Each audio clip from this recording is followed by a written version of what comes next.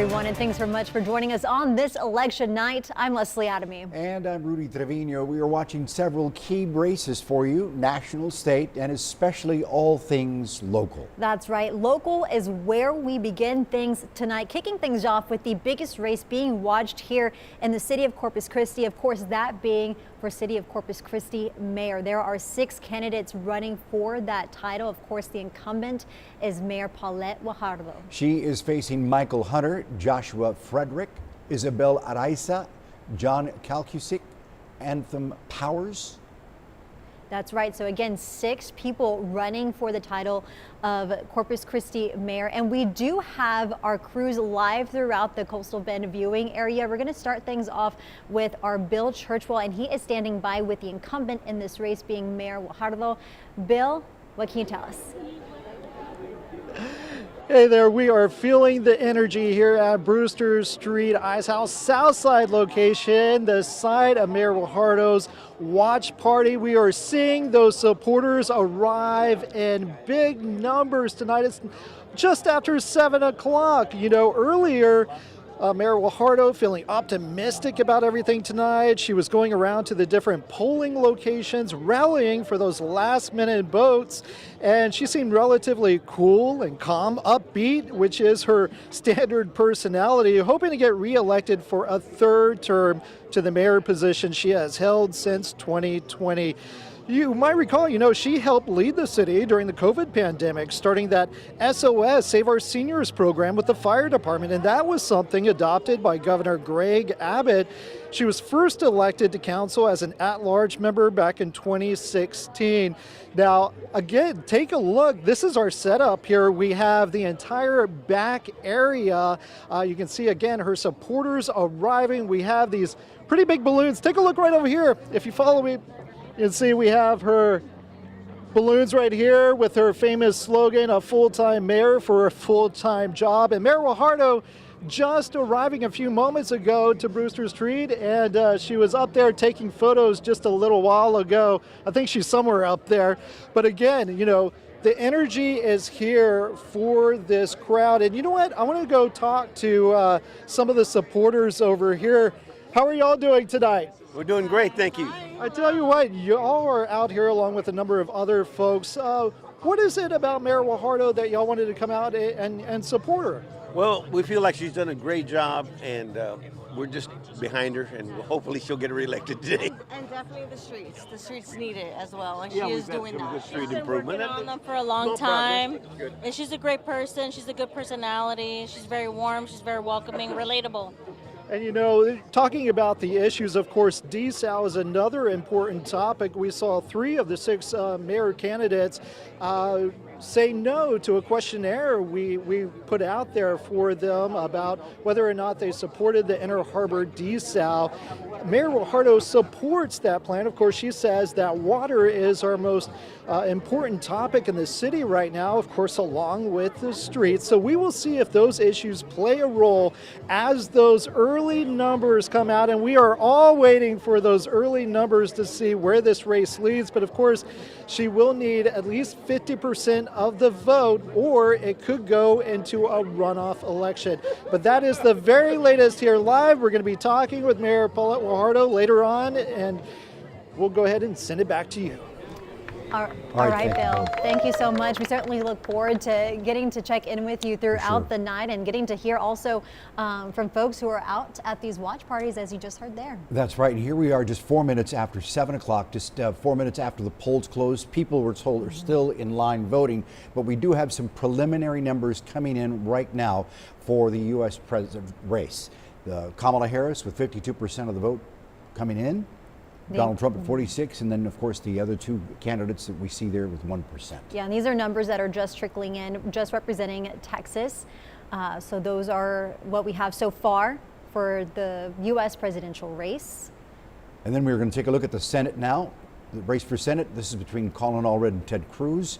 Allred ahead there with 53%. And again, these are just preliminary numbers with only a small percentage of the precincts reporting in throughout, and the counties, of course, reporting in from throughout the state. So we will keep you posted. These are just preliminary numbers coming in at 5 minutes into the Exactly, hour. because as we've talked about, if you are still standing in line at 7 o'clock to vote, that you will still get that opportunity to do so. So again, those early numbers, we do have another live crew out in the field for us, and that is our Brandon Schaff, and he is actually at the watch party for Michael Hunter, who is also vying for the City of Corpus Christi mayoral position. He is down at the Holiday Inn for that watch party.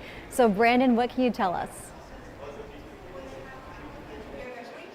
Hey, good evening, Leslie and Rudy. It's an exciting election night here in Corpus Christi. We are downtown at the Holiday Inn Marina, as you mentioned, and we're in the ballroom right now where Michael Hunter is standing by and ready to be brought in here. He is one of the mayoral candidates, so if you want to come in here, and obviously this is an exciting night for your campaign. I know we saw you earlier at one of the polling locations. You've been around all day vying for votes, right?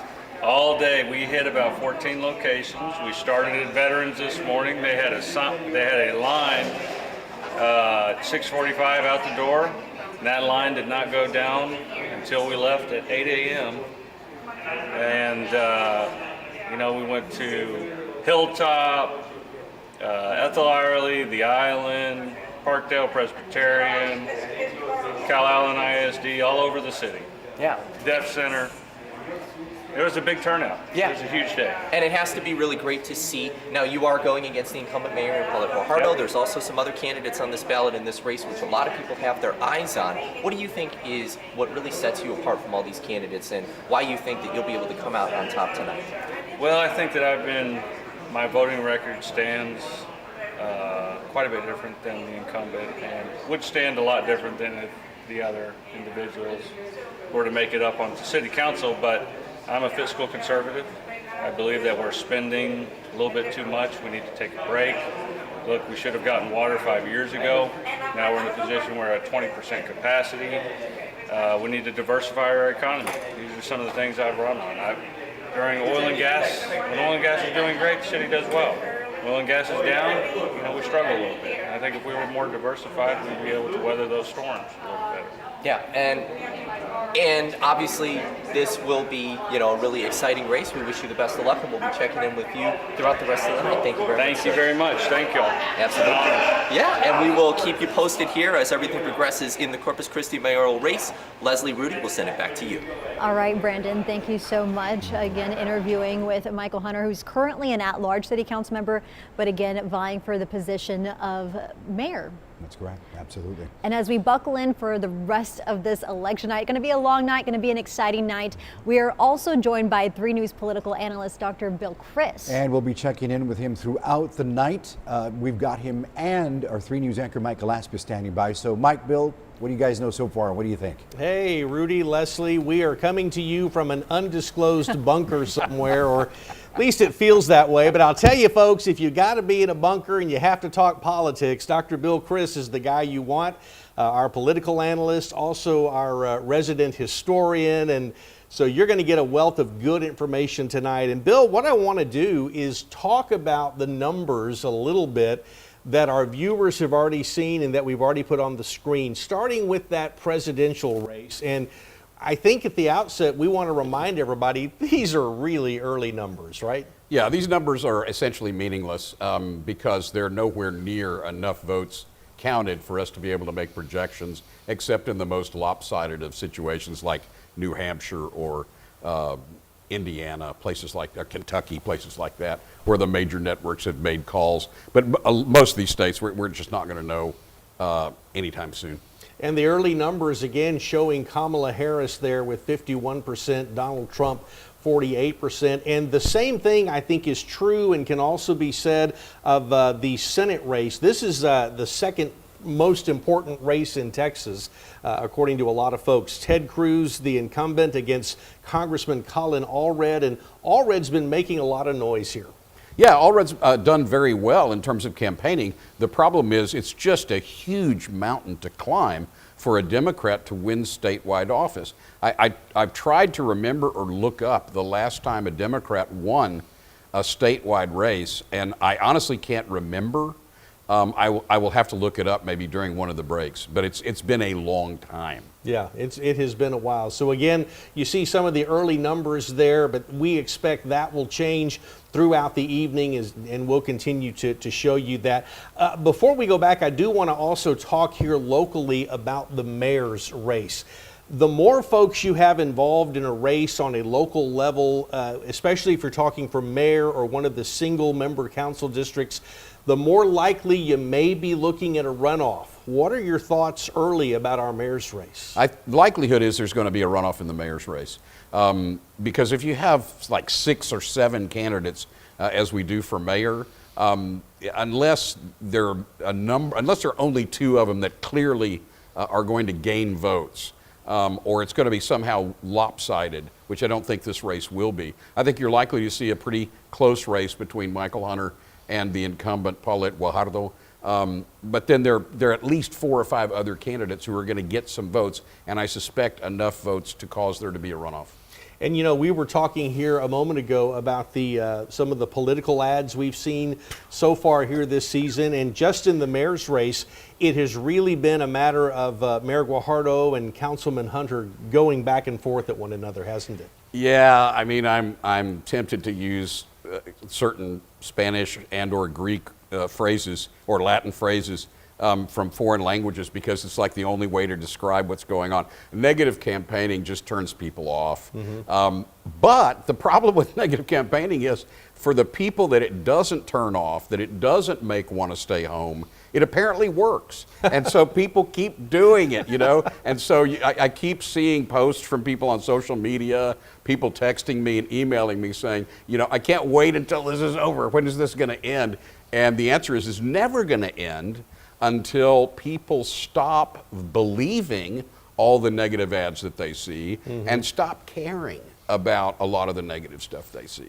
And that's going to be a long time coming. Yeah, and it's hard to know, I mean, because you have one ad that says, my opponent lied, and another ad right after that says, my opponent lied about me lying. It just goes on and on. So again, something to watch out for. Bill, we've got a long night ahead of us. We'll be here again with everyone else until 10 o'clock tonight, bringing you local election results. And so we hope that you'll stay with us here on 3 News Plus. But for now, let's go back to the desk. All right, thank you, Mike. Dr. Chris, of course, we were talking about negative ads here. We know that this one race, State Representative District 34, lots of negative advertising there as well. That's right. And the candidates in this one is Republican Denise Villalobos versus Democrat Solomon P. Ortiz Jr. Again, this is for Texas House District 34. A little bit about what this area represents. And comprised entirely of Nueces County residents, representing 54% of Nueces County. We're talking about downtown Corpus Christi, Robstown, Bishop, Agualuce. This does not include Padre Island, Flower Bluff, or anything east of Everhart. But like you were mentioning, Rudy, this is something that we have seen with a lot of contentious ads from both campaigns this entire election season. This was Abel Herrero's old seat, and he decided not to seek re-election, if you recall. Republican Denise Villalobos, of course, the project manager over at Flint Hills Resources, stronger campaign than expected.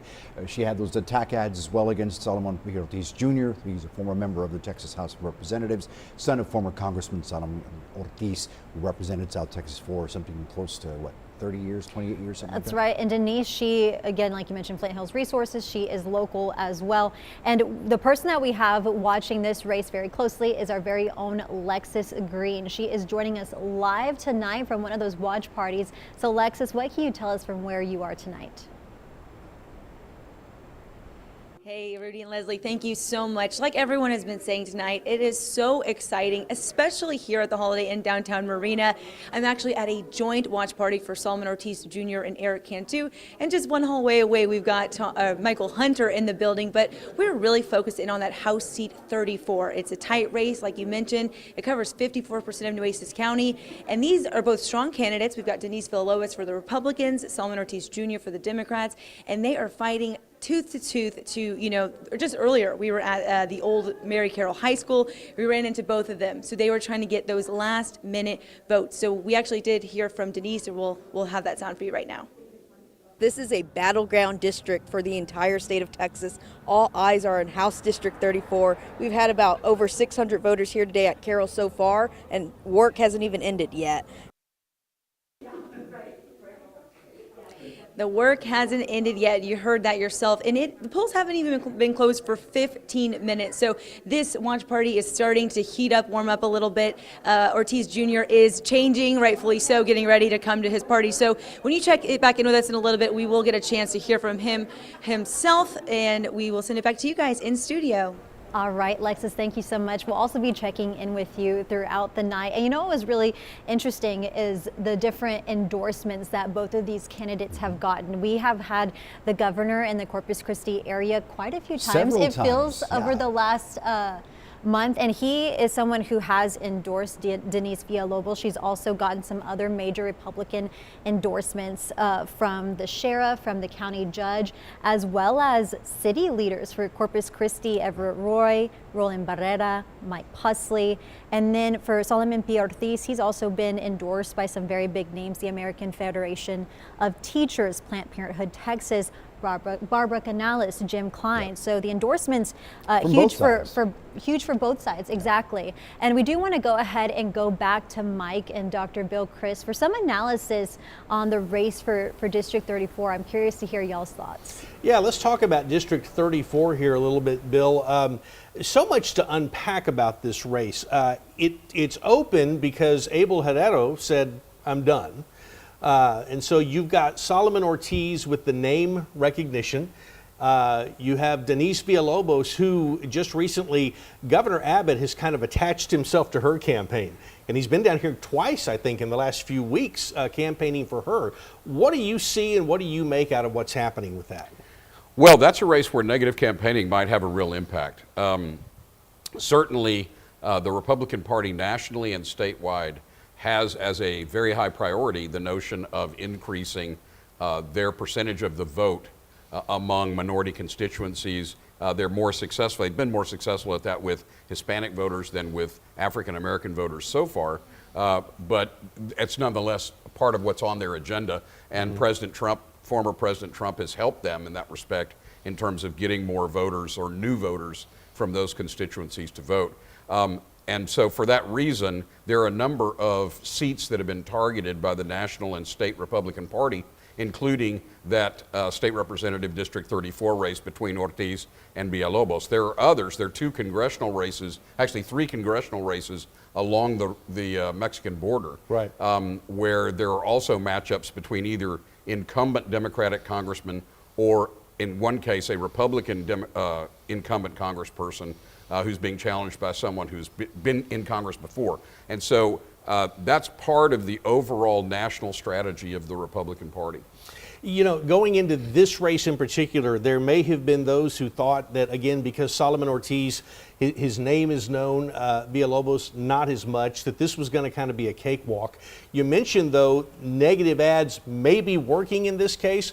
Probably one of the most devastating ads I think I saw was in this particular race. Oh yeah, no, that's the ad where somebody apparently had a phone out and took a video of a comedian having a interchange, an exchange with Mr. Ortiz while he was in the audience. And you know, boy, if there's a lesson politically from this, it's you're always on, you're never off, right? You just always assume that somebody's photographing you, that somebody's got a microphone and a tape recorder. Well, and that's what I was going to ask. Fair game, you think? I mean, I think it's fair game. It's certainly protected by the First Amendment. Mm-hmm. And it was an unfortunate comment. It would qualify as a gaffe by Mr. Ortiz. So it's just like, there's some jokes that just don't go over. But what's going on here in terms of Governor Abbott getting involved, it's very clear that if not the top priority, one of the top priorities of Governor Abbott and his people is to defeat members of the legislature who are opposed to school vouchers and to elect members to the legislature who are in favor of school vouchers. This is the number one issue in Texas politics today. And it pits rural against urban, it pits teachers against parents, it pits churches against one another, depending on the denomination or house of worship. and it's a very contentious issue, and it's being played out right now on the west side of Corpus Christi in Robstown, Calallen, and the other parts of that District 34. And as you mentioned, of course, here earlier, we cannot discount the fact that they would really like to take what has been a Democratic position here and turn it Republican. Yeah, I mean, the truth is that, and I've been saying this for I don't know how many electoral cycles, at least since the year 2016, probably before that, but at least since 2016, probably 2008, I've been saying the local Democratic Party is in a shambles, and the statewide Democratic Party is in a shambles. The last time a Democrat won statewide office in Texas was 1994. And since 1994, the number of Democrats who've been elected to Railroad Commission, State Treasurer, Lieutenant Governor, Governor, Attorney General, Supreme Court, Court of Criminal Appeals, you name it, any statewide office, the number of Democrats elected since 1994, and that's exactly 30 years, is zero. How quickly we forget Ann Richards, right? Well, yeah, Ann Richards, and hey, before that, President Lyndon Johnson, Governor John Connolly. Yeah. I mean, Texas has always been a one-party state. For 100 years, it was a one-party Democratic state, and for the last 50 years, it's been a one-party Republican state. All right, much more to come. Let's go back to the desk. All right, Dr. Bill, Chris, and Mike, thank you so much. We always appreciate that analysis. We do have new numbers coming in. We'll go ahead and take a look at those right now. There they are. And this is for the U.S. Senate race. And this is for U.S. President. You see Donald Trump taking the lead on this one with 55%, Kamala Harris at 44%, followed by the others, Jill Stein, Chase Oliver, but Donald Trump and Kamala Harris leading. And we're going to take a quick break as we go live on air on 3 News. We will be right back.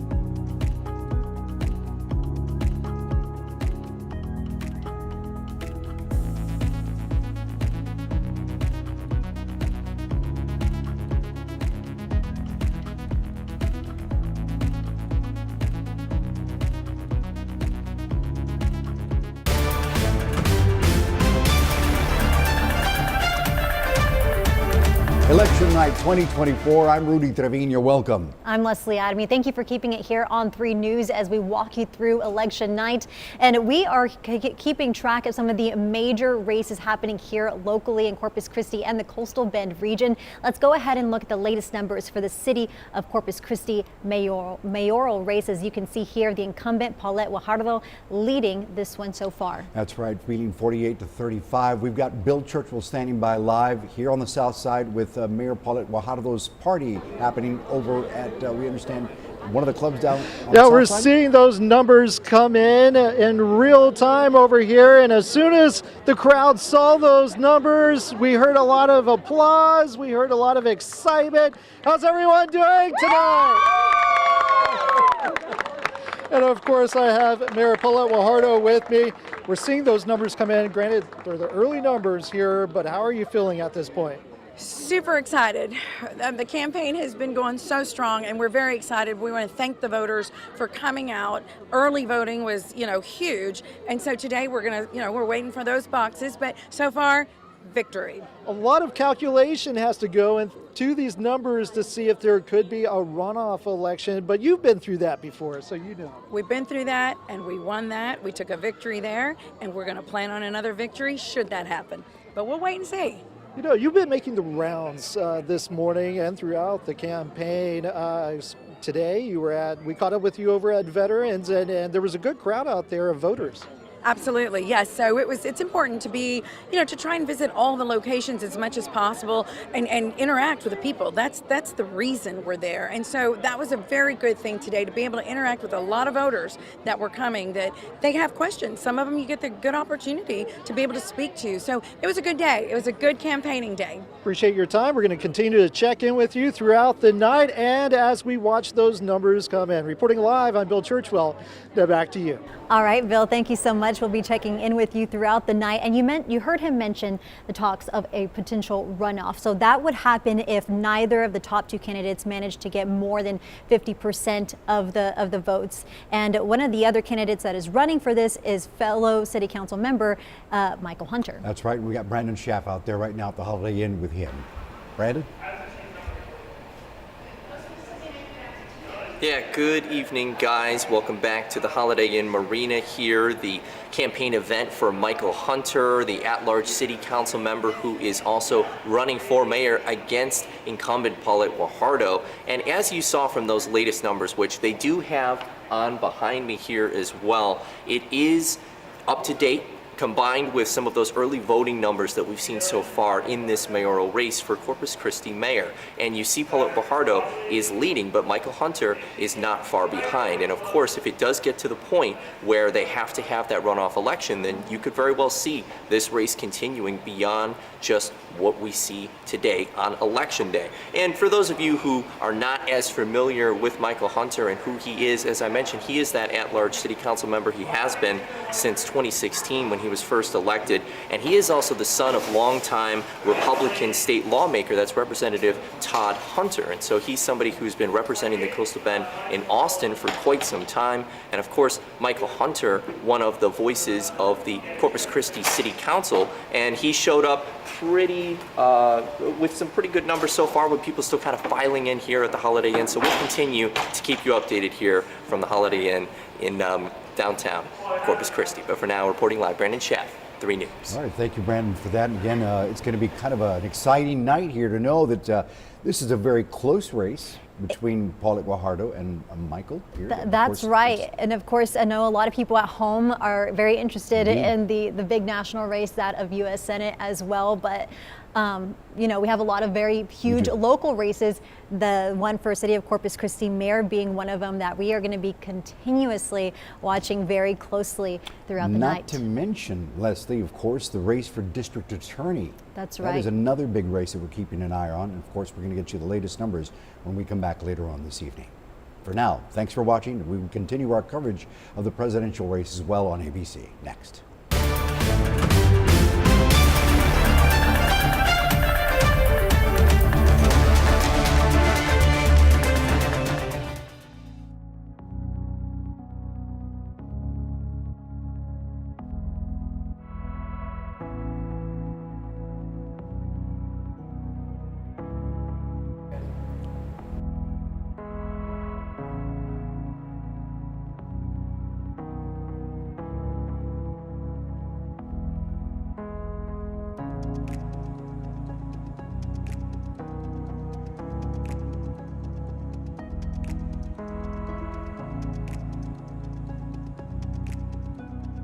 Alrighty, everyone. Thank you so much for joining us again and keeping it here on 3 News Plus as we continue our election night coverage, watching, of course, the presidential race, that of U.S. Senate, and more importantly, all the ones that are happening here locally in the Coastal Bend region that affect directly South Texas voters and residents. Absolutely. But right now, I want to throw up that slate again that we just had up just a few minutes ago. Ted Cruz, calling all red, tight. Yeah, right now, Texas voters are deciding if Republican Ted Cruz will serve a 3rd term in the U.S. Senate or if Congressman Colin Allred will be the first Democrat to win a statewide race in 30 years. And as they both continue to go after each other's records, there's no question that Cruz and Allred have the attention of the nation. This is a big and tight race that much of America is watching. This race has been dubbed also the most expensive in the country. That's right. Donors have poured millions of dollars into the Texas race, specifically Democrats, as the valuable Senate seat is possibly up for grabs. And tonight, Ted Cruz is in Houston. Our sister station, KHOU, is stationed outside the campaign party and ready to report on what happens tonight. Jason Miles reports for us right now. I'm Victor Jacobo in Dallas with the Allred campaign. Colin Allred is aiming to do something no Democrat has done in 30 years, win a statewide race in the state of Texas. Allred spent the final hours of this hotly contested race visiting the headquarters of the Dallas County Democrats. There, he thanked supporters and volunteers who were operating a phone bank and launching a last-minute door-knocking effort to turn out voters to the polls. Allred has concentrated his efforts on large urban areas, a contrast to Beto O'Rourke's strategy of visiting every county in the state in 2018. Allred's final message encapsulated his overall campaign themes of focusing on reproductive rights and criticizing Ted Cruz for what he calls failed representation. Allred's election night watch party gets started around 7 o'clock. Reporting in Dallas, Victor Jacobo.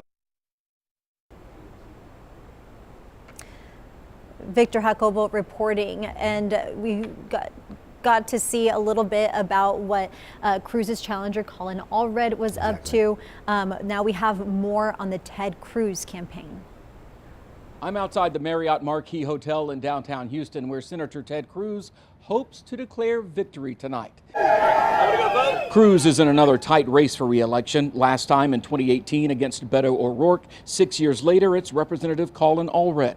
A challenger Cruz contends is too liberal on too many issues important to Texans. His campaign theme this year is Keep Texas, Texas. Cruz has traveled across the state on a 50-stop bus tour, giving a final appeal just last night in Cypress, where Lieutenant Governor Dan Patrick, Democratic DA Kim Ogg, and others also appeared. This is among the most expensive, if not the most expensive, U.S. Senate battle in the 2024 cycle. Cruz has maintained a lead, albeit slight, in most polls. The final poll, of course, the one that counts, happening tonight. Cruz's watch party gets underway at 7 p.m., the same time polls in Texas close. Reporting from downtown Houston, Jason Miles. Again, this is a very close race here. We saw a few minutes ago, 49% to 49%. Ted Cruz, Colin Allred. That's and right. It's, as Dr. Chris said, there hasn't been a Democrat elected to a statewide office since the 90s.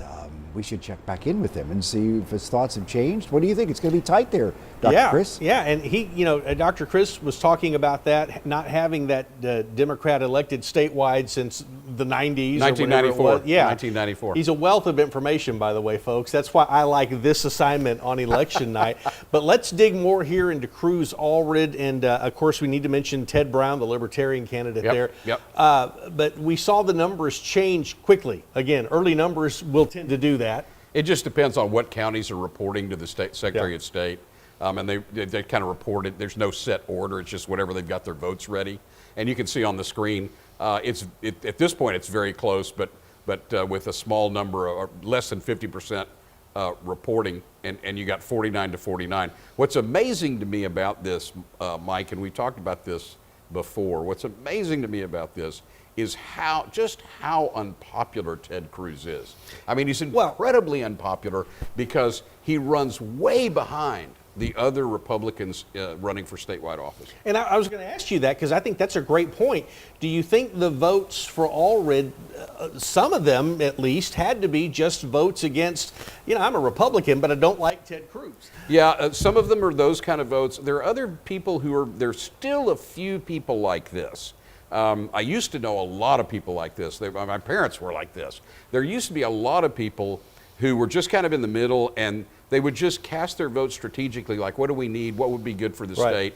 And there's some people who just think it'd be good for our state to have one Republican senator and one Democratic senator, because that way, whoever's in power, whoever has the majority, whoever has the presidency, you've got a pathway to go talk to those people. Yeah. When you have two Republican senators and a Democratic president, or a Democratic House of Representatives, you maybe can't get as much done. So that's one of the things that's a drag on Cruz, because Cornyn is very popular, our other United States senator who's a Republican as well. But the thing that just killed Cruz, I really think his presidential race backfired on him, because people saw his debate performances, people saw his sort of personality, his lack of charisma, and it just turned people off. And then the coup de grace was, the attempt to run off to Cancun when the freeze was about to. I mean, that's legendary. And Colin Allred certainly took advantage of that, a gift in his campaign advertising. Let me ask you about Allred here, though. What could he have done? I mean, this has been a close race throughout. What do you think, or is there anything he could have done to maybe distance himself from Cruz that he didn't do, or that you didn't see come out of his campaign? I think the only thing that Allred could have done that might have helped him a little bit, and he still may win, but the thing that Allred could have done that would have helped him a little bit is he should have, I think, played up his connection to Baylor University more, the fact that he was a football player at Baylor, because the largest denomination among religious worshipers in Texas, probably second largest, is Baptist. Baptists are very politically active for the most part, and that might have helped him a little bit. The biggest problem that Colin Allred and all of these other candidates have is simply that they're Democrats in Texas, and that is the kiss of death. And the reason it's the kiss of death is because all you have to do is go look at the negative advertising that every Republican candidate this season has run. Every single one of them that I have seen mentions transgender or homosexuality or boys and girls bathrooms. That's it. That's the whole playbook, at least in Texas. And you saw that same ad with different candidates inserted. Essentially just the same thing over and over again. And as long as the Democratic Party is officially in a position, has taken official positions that subject them to that kind of an attack, in a place like Texas, you're just not going to go very far. I think people don't realize, too, how long it has been since Nueces County we were talking about the presidential race earlier. I mean, how far back do you have to go to find Nueces County voting for a Democratic president? Yeah, this is one of my favorite statistics because it's really intensely local, right? We're talking about our county, Nueces County. Well, Corpus Christi and Nueces County used to be Democratic strongholds. We had a Democratic state senator from Corpus Christi, Carlos Duran.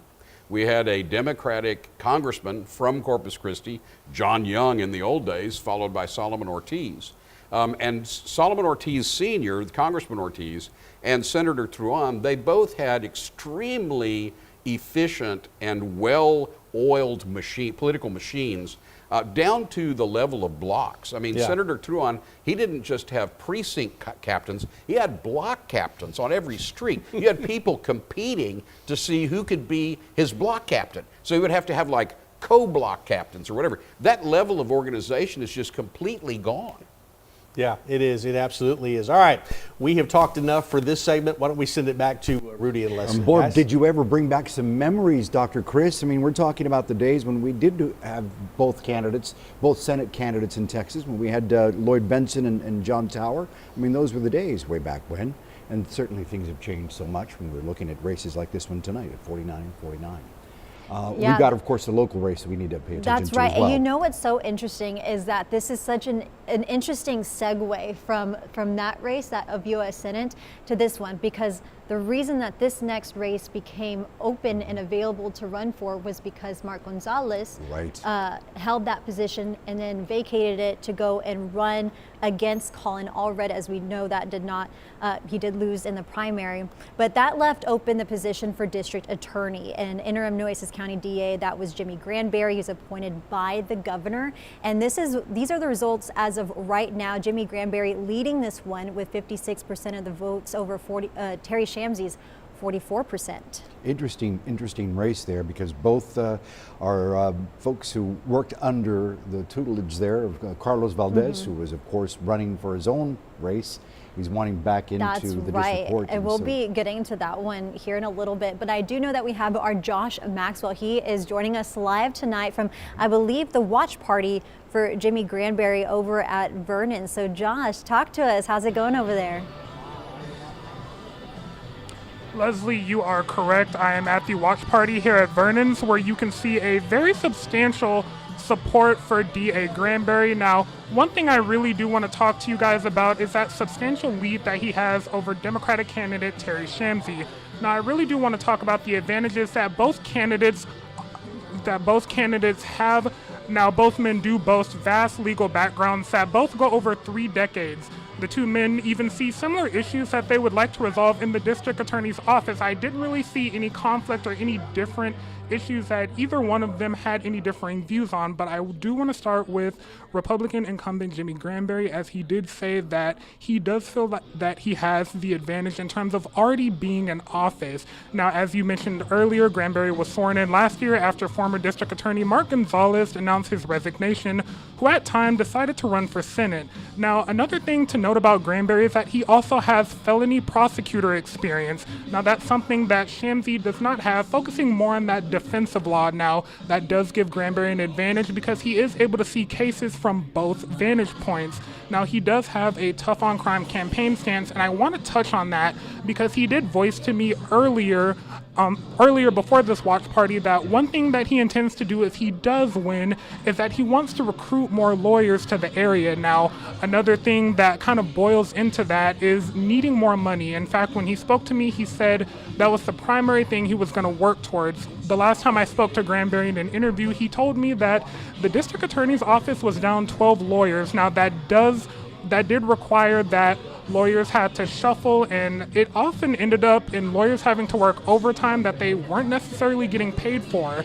He also said that over the bridge in San Pat County, they also had more competitive rates that made it a bit difficult to keep and retain talent. So Granberry also told me in a past interview that he makes up for that by trying to have a more team environment and making sure that his employees are valued. Now, leaning on more to Shamsey, he does say that he wants the community to lean more on to his extensive experience in criminal defense law and administration. Now, another thing that Shamsey does want to focus on, as his opponent Granberry, is focusing more on the rising cases within juveniles. In a past story, I did speak with the juvenile probation officer, who did tell me that he is seeing a rise in juvenile crimes, some even involving firearms. He even told me in that interview that they've even had to double the amount of juveniles that they've had to commit, in layman's terms, basically sending them one step closer to adult prison.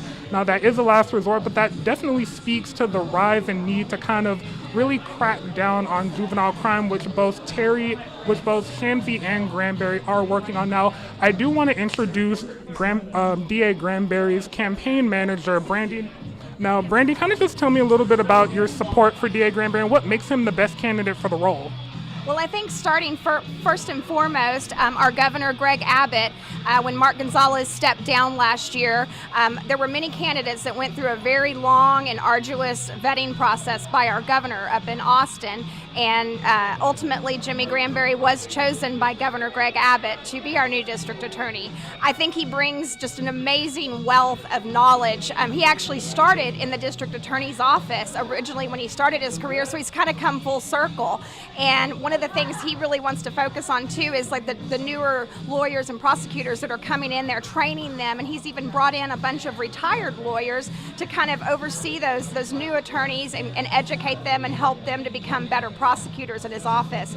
I think he's done some amazing things since he's been in office. They've done a great job at clearing a lot of the cases out, which ultimately saves the citizens of this county hundreds of thousands of dollars because we don't have those people sitting in our jails and costing the taxpayers money. So I think that as a fiscally responsible person, he's really done a lot in that area for our county. And I think he has a lot more amazing things to come. And one thing I really want to point out is that after tonight, he will become the very first elected Republican district attorney in the history of Nueces County. And I think that is pretty amazing and huge for our county.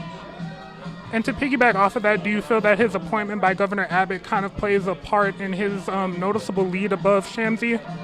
I think it may have played a part in the primary when it was, more of a Republican race. I think it played a part then, but now with the actual election, I really don't think it played as much of an effect. I think Jimmy really has across the board people voting for him, which I think is important in that position. Even though we run partisan races, he represents the entire county, and I think he's going to do an amazing job with that because he really, he has his finger on the pulse of what goes on here because he's worked on the defense side and now he's back on the prosecution, and I think that's amazing because he kind of knows what games those defense lawyers are going to bring into the courtroom, and he's got that knowledge under his belt.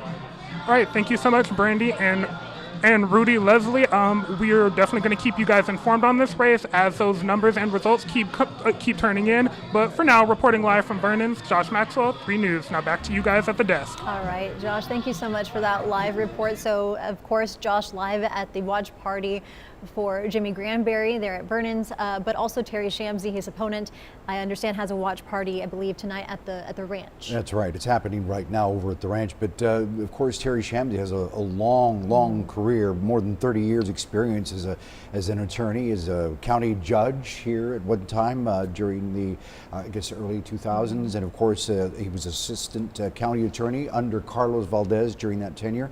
He served as a county attorney and county judge as well from 2003 to 2006. So he's got extensive experience in the criminal justice system as well. He knows it well, and so we will be hearing from him later on tonight. That race is still too early to call, of course. Yeah, so lots of familiar names making a resurgence in the races here for Corpus Christi, also for county.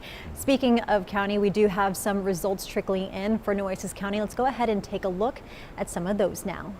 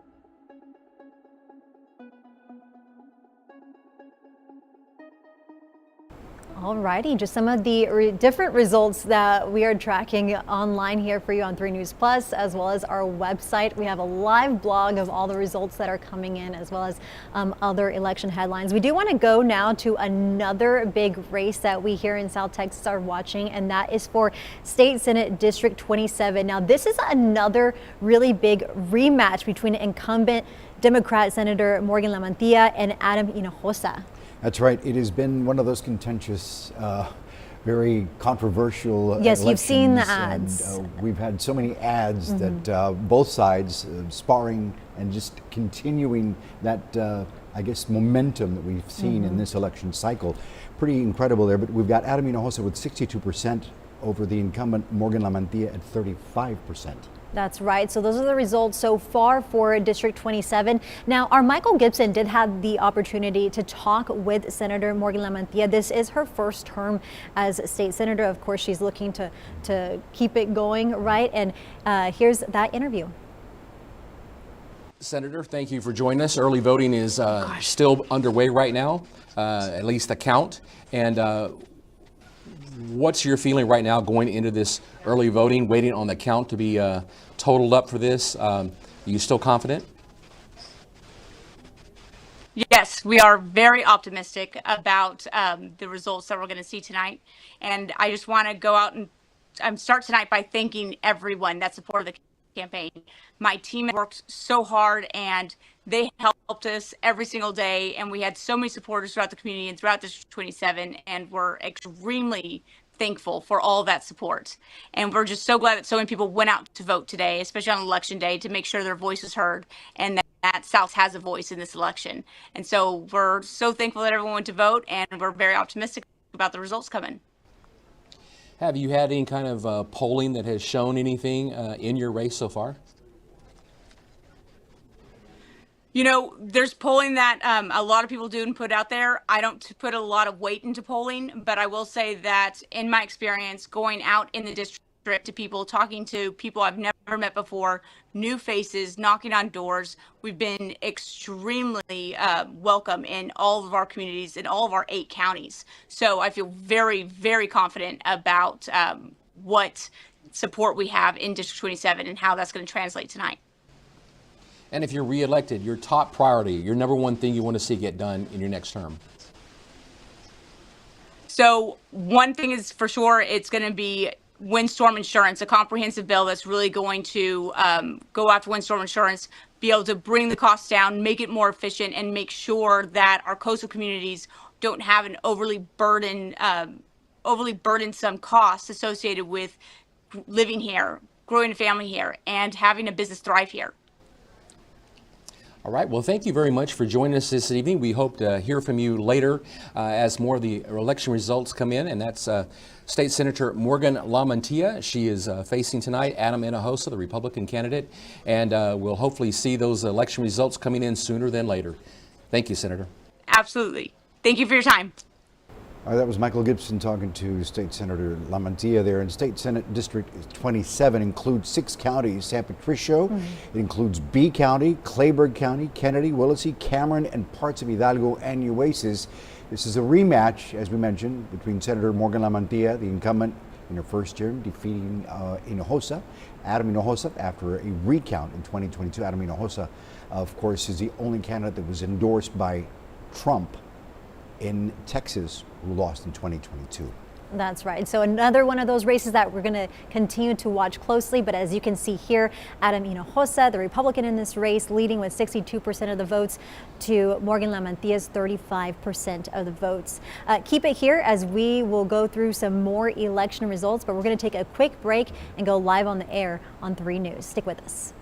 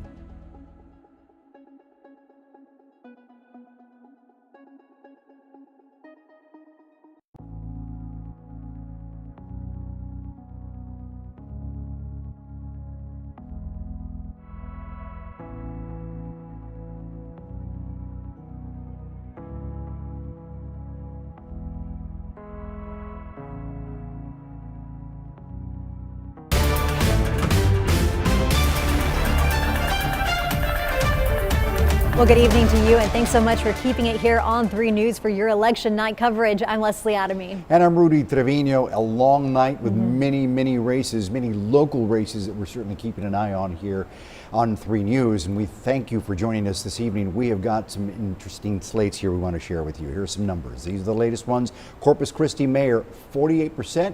Paulette Guajardo on top, Michael Hunter trailing at 35%. That's right. We are also watching the other major city of Corpus Christi races, but this is how some of the other mayoral candidates are doing. But at large, we have several candidates vying for the top 3 spots that will be our at large. And as you can see, we have Carolyn Vaughn leading with most of the votes at 17, Mark Scott at 16, Roland Barrera with 13, and Jim Klein. He is the only incumbent in this race. He's the only at-large candidate who is choosing to run again for that at-large position. And again, we've got more here, member at large, with Larry Elizondo coming in at 10%, Rachel Caballero rather coming in at 9%, Jennifer Garcia at 8%, and Javid Mortaghi at 5%. And then we've got one more here that we're going to show you there for District 1, Everett Roy, 33%, with Billy Lerman at 26%. And Anthony Aquino at 17. We also are watching the race for District 2, and that is another rematch between incumbent Sylvia Campos, leading right now 54% of the votes over Ben Molina's 46%. And I think we have time for one more slate to show you. And these are the results right now for District 3. Eric Cantu leading this one with 69% of the votes. We have even more election coverage right now on 3 News Plus. We'll see you there.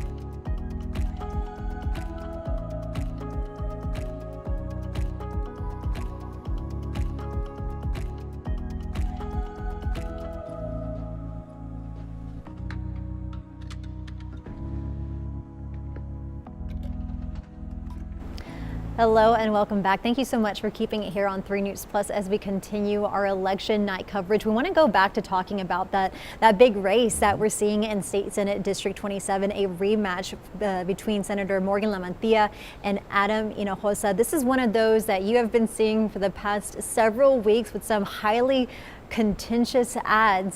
This one's it's a big one that South Texas is watching, and we see that in the numbers of Adam Hinojosa leading right now, 62% over Morgan Lamantia's 35%. And a few minutes ago, we got to hear from Senator Morgan Lamantia, who was talking with our Michael Gibson. We do want to go ahead and check in now with Mike Glaspia and Dr. Bill Chris to hear y'all's thoughts on this race. How's it going throughout the night, and if it's matching up to your predictions, Dr. Chris? All right, let's talk about that. Thank you, Leslie, Rudy. State Senator District 27, Adam Hinojosa, Morgan Lamantia, Robin Lee Vargas there. It is easy if you are someone who is supporting Adam Hinojosa to look at those numbers and say, look at that, We've got to remind folks, though, it's just now 8 o'clock, right? Yeah, you got to look at the upper right-hand corner of the screen where it says 1% reporting or 2% reporting. Yeah. That's the operative number, because what that tells you is that just means that, a Republican precinct or two have reported or a county, because this is this senatorial district's got 15, 20 counties in it. And so that's one small county maybe, or part of one small county or something. Yeah. This was actually the first negative ad I saw this campaign cycle. There may have been others, but this was the first one that I saw directed at Hinojosa. And Yes. for a while I thought, wow, that's pretty strong stuff right there. Yeah, well, actually, I'm a political consultant, and I was like, who is Adam Hinojosa? What is this? Which race is this again? Yes. And because most of Corpus Christi, where most of us live, most of Corpus Christi is not part of that senatorial district. Most of Corpus Christi is included in Juan Chuy Hinojosa's district, which is sort of center of gravity is in Hidalgo County. Yeah, and he, of course, ran unopposed and yeah, I mean, he's a shoo-in. Yeah, so very, very popular. That. And by the way, that's a good point here. We should explain to folks, if you went and you did early voting, or if you voted today and you looked at your ballot and you're seeing some of these races that we're covering and you're thinking, wait a minute, I don't remember voting for those people. There's a reason for that. Some of these districts are drawn in ways that will take you everywhere. Well, let's be honest. Most of these districts, the vast majority of these districts, are, let's just be frank, gerrymandered. And they're politically gerrymandered. And they're gerrymandered in such a way as to make sure that over 90% of them are either safe Republican or safe Democratic districts. And so there are 435 members of Congress. The reason why you need 270 electoral votes to win the presidency is because there are a total of 538 electoral votes available. That's 3 for the District of Columbia, and the other 535 represent 100 senators and 435 members of the House of Representatives. That's where we get the number 538. 270 is one more than half of that. But of those 435 congressional districts, in our case, represented by Michael Cloud from Victoria. Of those 435 congressional districts, there are only about 20 to 25 of them that are actually winnable by both parties. Think about what that means, right? Think about what that, I used to teach this in political science class. The other 420 or 410 or 400 congressional districts are either safe Republican or safe Democratic districts. And everybody knows it. Yeah. So you understand now a little bit better, just like I do. Dr. Chris, thank you for that. Let's go back to Rudy and Leslie. All right, you guys, thank you so much for that analysis. Of course, one of the other big races that we are continuing to watch throughout the night, the mayor for City of Corpus Christi, which has a whopping 6 candidates. That's right, and we're going to go to Bill Churchwell, who's standing by live at Brewster's Ice House on the south side, where her victory party, you could say, is going on. Hey there, good evening, and it's all smiles here at this watch party for Paulette Guajardo. You know, a lot of people here, after seeing those numbers come in, there's a weight lifted off of their shoulders, right? That anxiety is gone, and now they're just enjoying the evening. They're having their food and drink and just, again, watching as the precincts report tonight. But again, a big lead for Mayor Paulette Guajardo. And, you know, they're just waiting to see if she reaches that 50% magic point in the night. And I think I found one of her biggest fans right over here. Right over here. There we go. And what is this fan's name? Abby. And I tell you what, she has a T-shirt and everything. And tell us your name, sir. My name is Luis Rodriguez. And your supporters, you know, why did y'all decide to support the mayor this time around? Okay, so we had concerns for the water in the streets. And we know that she will do it. We have all the confidence in the world that she will do it. My opinion and our opinion, we feel like she's the best mayor that Corpus will ever have. And that's why we're here supporting her. You know, you touched on the water issue, right, and streets as well. And there are a lot of issues we are faced with here in this city.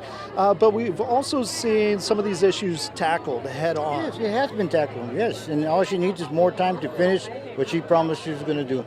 And I feel very confident she she will complete her mission, which she wanted to do.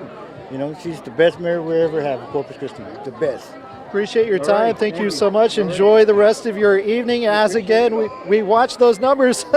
It's crowded in here, so we're watching the crowd as well. But you know, the tables here are full of supporters, and again, just pretty a relaxed atmosphere. We actually see the mayor. There we go, right up near the stage. She's making her rounds, saying hello to everyone. And again, just all smiles at this point. Reporting live, I'm Bill Churchwell. Now back to you. All right, Bill, thank you so much for that. As you can see, there's certainly a party at that There watch certainly party is. at Brewster Street, South Side. So as you can see, these are the numbers right now. Paulette Guajardo leading this race, certainly 48%, Michael Hunter at 35%.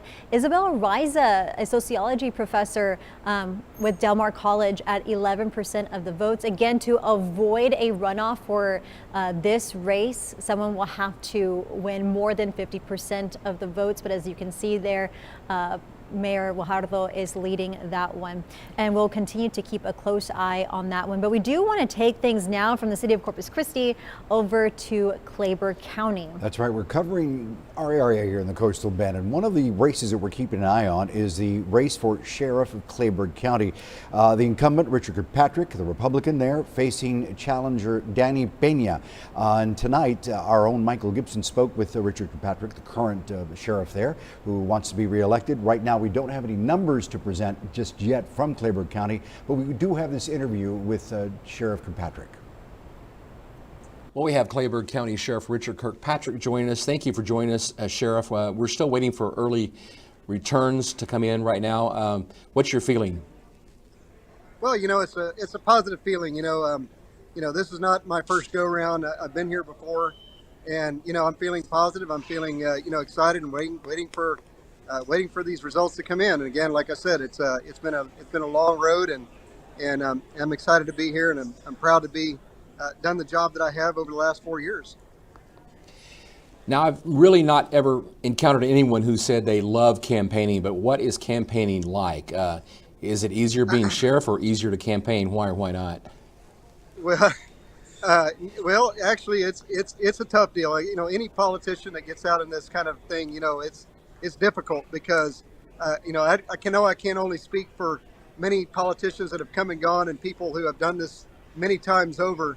You know, it's a job. You know, part of being in a grassroots campaign and knocking on doors and talking to people, you know, is not the easiest thing in the world sometimes. And you know, sometimes it's an exciting thing. And again, it's a good thing because, you know, you get to go out and talk to people that you ordinarily may not have talked to, and let alone that, you know, a lot of people have sold their home, moved to different areas, and so they're new to the county, and it's a time when, you know, people like myself or other politicians that get out there and they see their constituents, they know who they are, and they're able to connect with them one-on-one, and I believe that's a real big part of it.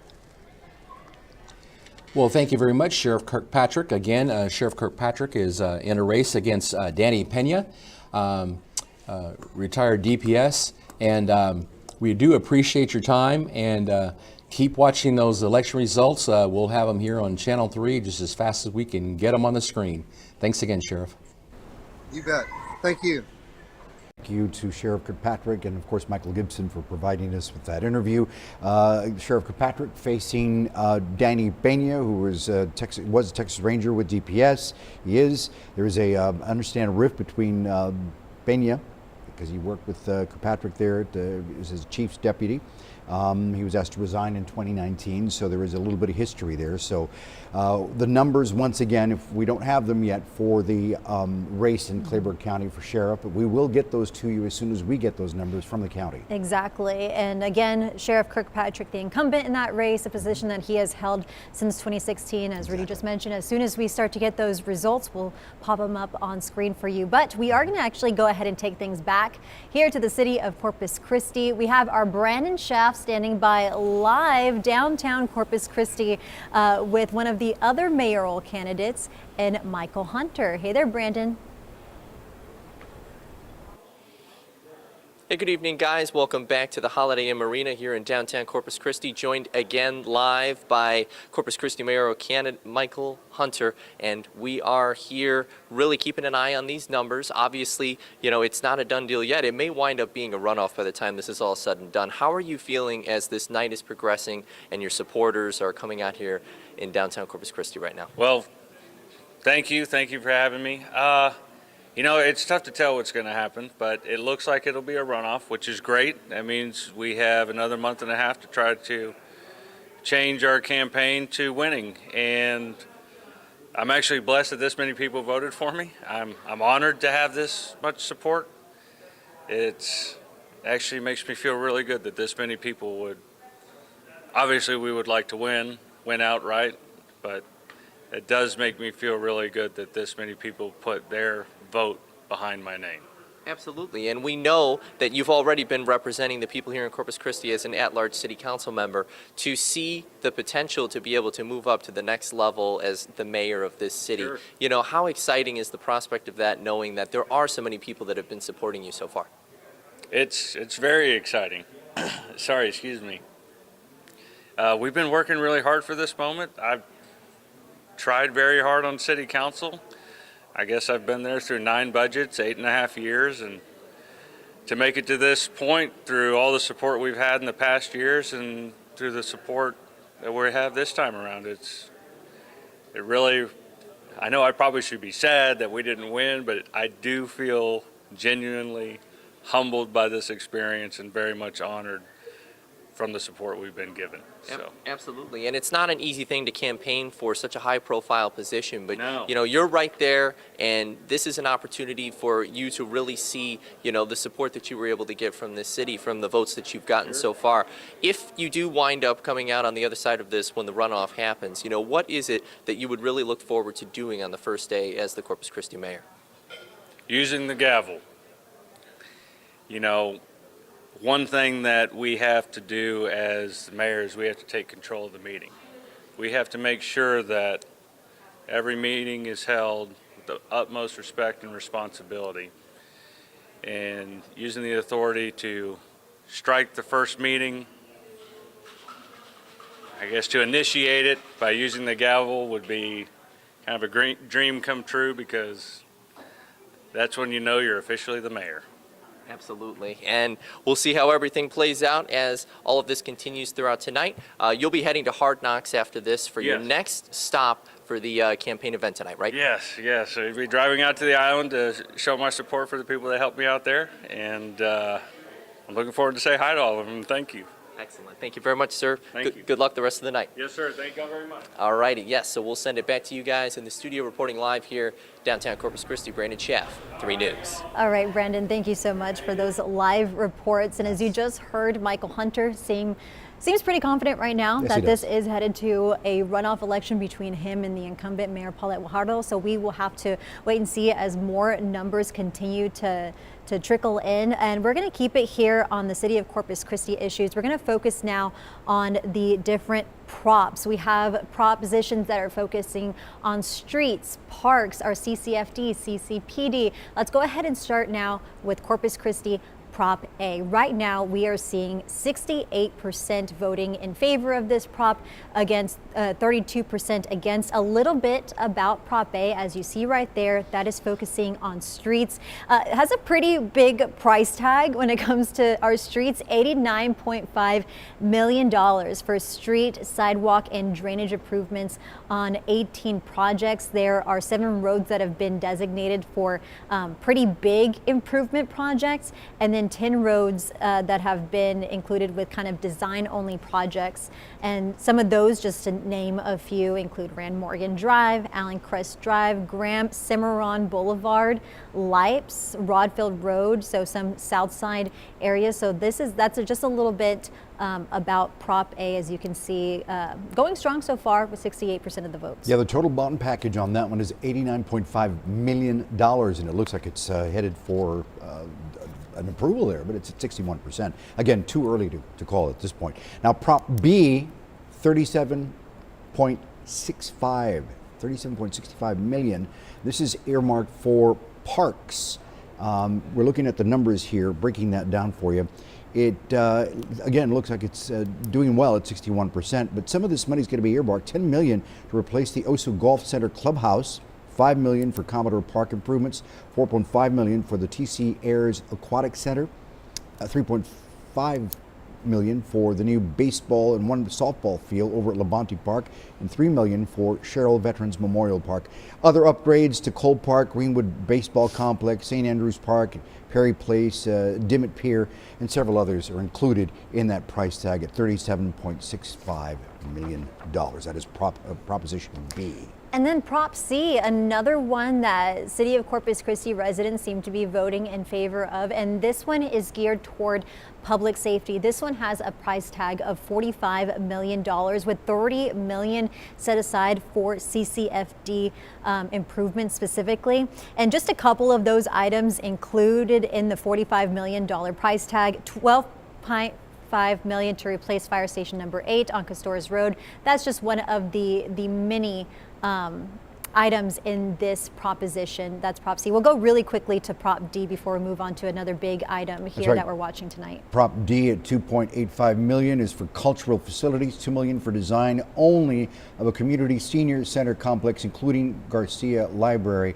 And of course, we will continue with more of the propositions that are up for grabs and that are up for public decision tonight. That's right. And right now we do have some really big election headline, a big election headline, and that being that former President Donald Trump taking Texas in the presidential race with 54% of the votes over Kamala Harris's 45%. Again, this is for reporting here in Texas. Let's talk to Dr. Bill Cruz and Mike Gillespie here and see what they think about this. Guys? Yeah. Okay, that was, we were looking at the number there along with everybody else who's watching. Donald Trump takes Texas. Not a big surprise, though, right? No, not at all. If Kamala Harris had taken Texas, there'd be some people having heart attacks and stuff. Yeah, it would have not turned out like we predicted it would. The last time the state of Texas went for a Democratic presidential candidate was 1976. Jimmy Carter. That was almost 50 years ago. Yes, yes. Thanks for reminding me. Texas is a red state. It is. Texas going for a Democratic presidential candidate would be like Massachusetts voting Republican. And I mean, we should just mention this preliminarily. I mean, we're talking local stuff here, but Donald Trump also, I think, doing well nationally as well. He's doing well all over.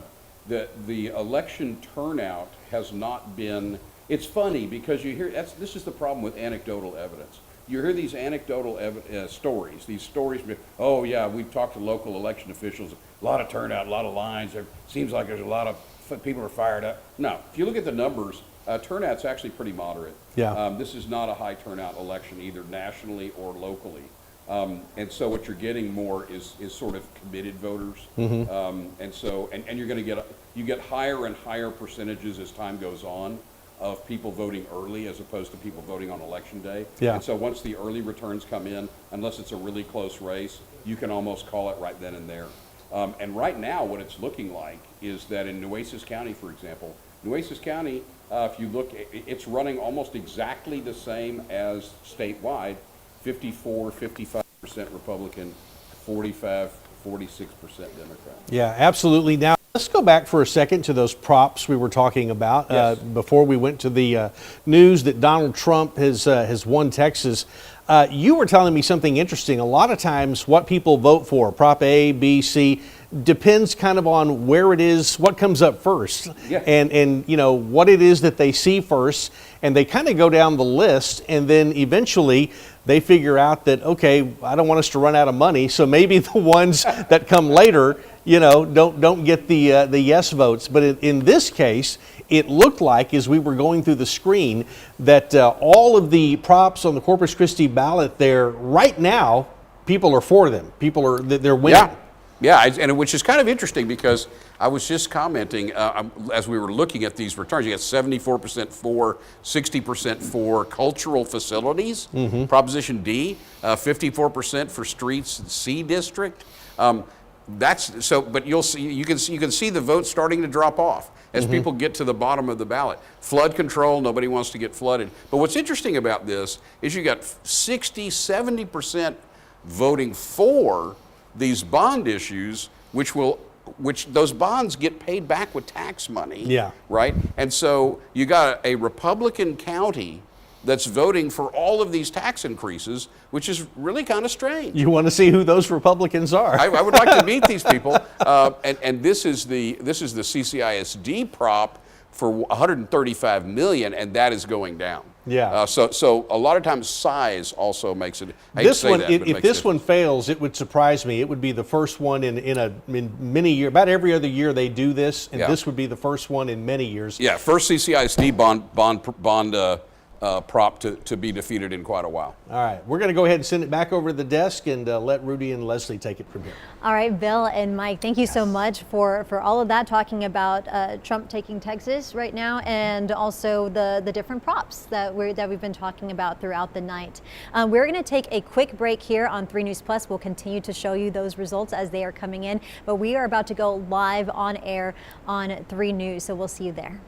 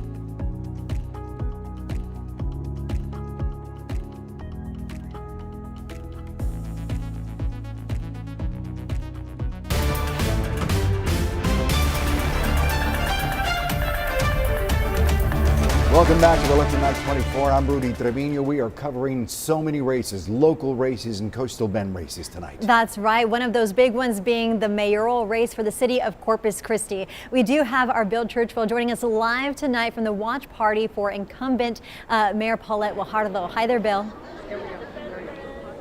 Hey there, yeah, a lot of excitement here at the watch party for Mayor Paulette Guajardo, and as you can tell, it's all smiles, and it almost feels like a weight has been lifted off the room as we watch those numbers tonight. Of course, Mayor Paulette Guajardo in the lead. We're waiting to get to that 50% mark. Of course, you know, I've asked you earlier how you're doing, but you know what? You have a lot of support here with you this evening. Where does that support come from? You know, who's all out here with you? Oh my gosh, these are wonderful, wonderful supporters. These are friends, and these are just constituents that said, we want to help. We want to be part of this campaign because we want you to succeed. And this is really, it is so humbling that people have come forward to say we want to be a part of the team. We are part of the team because I serve the city, and our campaign has been so strong, and I've just been so grateful because it takes the people, and so I'm just grateful, and you have all of our friends and family, a lot of people who aren't here, who are they want to see us move forward and progress, and we're going to continue to work hard. You know, along with all the time and effort into the job itself, but you also are spending so much time and effort on the campaign trail, and you really do have your family backing you as well. Oh yes, no, my family's number one, and my mom, for example, has been with us from day one, and she sits at Veterans High School with her son and just supports me so much. So yes, it's about family, it's about friends, and it's just about serving the city, and I'm just honored. I'm honored and I'm humbled, and we're going to continue to work hard and keep our eyes on these numbers. We'll continue to check in with you, and of course we can hear all of your supporters right there behind you. Reporting live, I'm Bill Churchwell. Now back to you. Bill, thank you so much. Quite a party over there at that watch party at Brewster Street Southside. Let's go ahead and take another look at the numbers that are coming in for this race. As you just saw moments ago, Paulette Guajardo still leading this race with the majority of the votes. If we can pop up those results, there we go. And Michael Hunter at 35%. And we have Isabel Ariza, the Del Mar College professor, with 11%. A whopping 6 candidates who threw their hat into the race for the mayor of Corpus Christi. Absolutely. And we heard from Michael just a little while ago when he was speaking to our Brandon Shaft out at the Holiday Inn, saying that, you know, he was enthused about it. He said he gave it his best, not really conceding, but saying that it still seemed positive about continuing forward and hoping that perhaps the tide will turn later on tonight. Yeah, he seemed to be pretty confident that this can still result in a runoff election for him. So we'll continue to keep you updated. Here are some of the other race results that we have trickling in for other City of Corpus Christi races. District 1, you can see Everett Roy, the incumbent, leading that one so far, as well as District 2 between Sylvia Campos, the incumbent in that race. She is winning this one so far, 54% of the vote over Ben Molina. That one's a big, District 2 is a big rematch. And then we have District 3, Eric Cantu leading that one with 69% of the votes over Albert Carrillo's 31%. Very, very tight races there. And still, again, too early to call as the night progresses. Of course, we want to reassure you that we are covering the entire coastal bend. We've got reporters everywhere at this moment, and we hope that you stay with us because we're streaming live as well. Yes, you can head on over to 3 News Plus right now, where we are continuing that nonstop election coverage. We will see you there.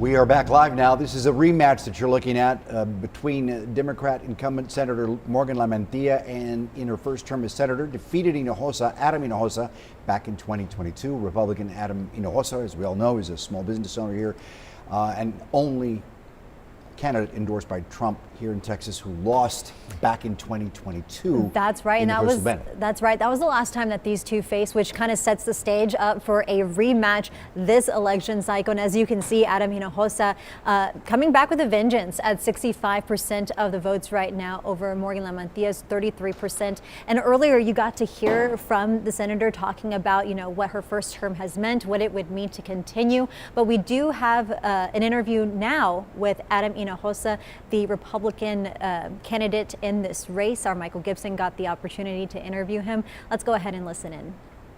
And we're now joined with Adam Hinojosa. You're apparently maybe at your campaign headquarters. What's going on, and what do you think about the early returns so far? Well, we're starting to see some early returns, voting results from the northern part of the district, and it looks very, very encouraging. We're doing extremely well up here in the north, hitting our marks. We're anxiously awaiting the results from the Rio Grande Valley, but we're very, very optimistic. We've done a ton of work down there, so we're extremely excited and optimistic about what's to come the rest of the night. And Senator Morgan Lamantia is from the Valley down in that area for District 27. Is that an uphill battle? Do you think you'll be able to hold your own there? Well, I don't have to outright win those areas. I just have to do a little bit better than what I did last time. And I believe we've done so much work down there that is very, very possible. And so we're just excited to see those early votes come out and then see what happens here from Election Day results. But I'm sure it'll be a close race, but we're excited and optimistic. We're seeing some great returns up here in the north. So it shows the work that we've been doing, and we're excited to see it happen. And if you are able to come out ahead of this, what's your first thing you want to do when you get into office? What's the one thing that needs to be done? Well, we need to have more representation for South Texas. We need to really showcase our South Texas values, but there's a lot on the table with way of infrastructure, border security, all the things, all the economic things that we have to work on with our two ports in this district. There's a lot on the table that we have to get to work immediately on and start championing for those issues in South Texas. So I'm excited to get to work. I'm ready. I'm prepared. Just need these results to come in the way we hope they will, and we're off to the races. Thank you very much. That's District 27 State Senate candidate Adam Hinojosa, who's trying to unseat Morgan Lamantia. I appreciate your time. Sounding very optimistic there for sure. He absolutely is. And Michael, thank you again for conducting that interview for us. Again, as we've been talking about, this is a big South Texas rematch. And as you can see, things a little different this time around. Let's go ahead and go check back in with Michael Aspia and Dr. Bill Chris for reaction to the results that we are seeing coming in for this race. Thank you for that, Leslie, Rudy. We appreciate that. Let's talk about some of these numbers because, again, early numbers. We're looking at Nueces County numbers. When you look at that district, it's got like 6 counties in it. 6 or more, probably. More, yeah, at least. I mean, San Pat, B, Clayberg, Kennedy.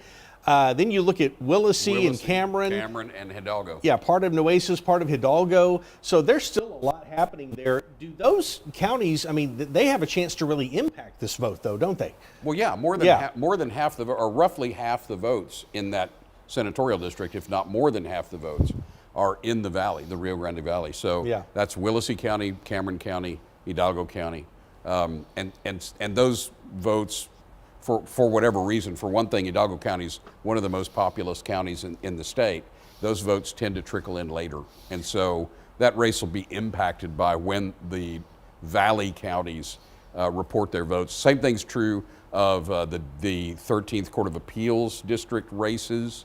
Those are very competitive, and there will be a big kind of vote dump from Hidalgo and Cameron counties that will sway that race one way or the other. Well, and we would suspect, I mean, we mentioned earlier that Senator Lamantia from the Valley, you would expect then that would help her when those votes start coming in, wouldn't you? Yeah, you would expect that, and there are hotly contested congressional races up and down the valley from Laredo down to Brownsville, and that will help, I think, to generate some higher turnout among Democrats in those counties. Yeah, Governor Abbott, of course, really, again, going on the offensive for Adam Hinojosa, going so far as to saying, I need him in order to do the work I want to do, right? Yeah, which is school vouchers. School vouchers. It all comes that's the down, one in the room. It all comes down to school vouchers. That is Governor Abbott's #1 priority, and it's just something that he's got his heart set on. And he went after the Speaker of the House, Dade Phelan, tried to get him beat in the Republican primary. That didn't work. Yeah. And now there's a movement to get rid of Dade Phelan as the Speaker of the House and put somebody more akin to Dan Patrick and Ken Paxton, install somebody like that, a extreme right-wing Republican as Speaker of the House. And so I never thought I would be saying that the left wing of the Republican Party is now Citizens Against Lawsuit Abuse and the Chamber of Commerce. Everybody else is to the right of that, which is pretty far right. It is. That's like saying the Wall Street Journal is liberal. That's what you're saying. We're not saying it. All right, we're going to go back to the desk. Rudy, Leslie, take it away.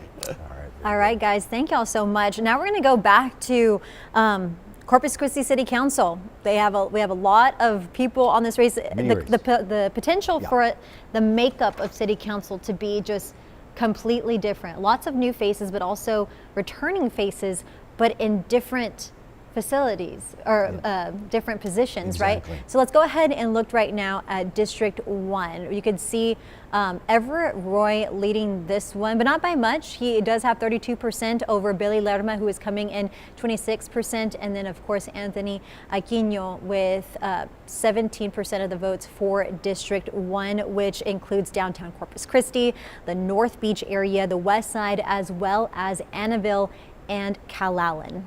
And we've got some more candidates there that are coming up. We can change that screen to District 2. We've got Sylvia Campos over Ben Molina. That's a rematch right there. Sylvia, they're leading with 54% over Ben Molina's 46%.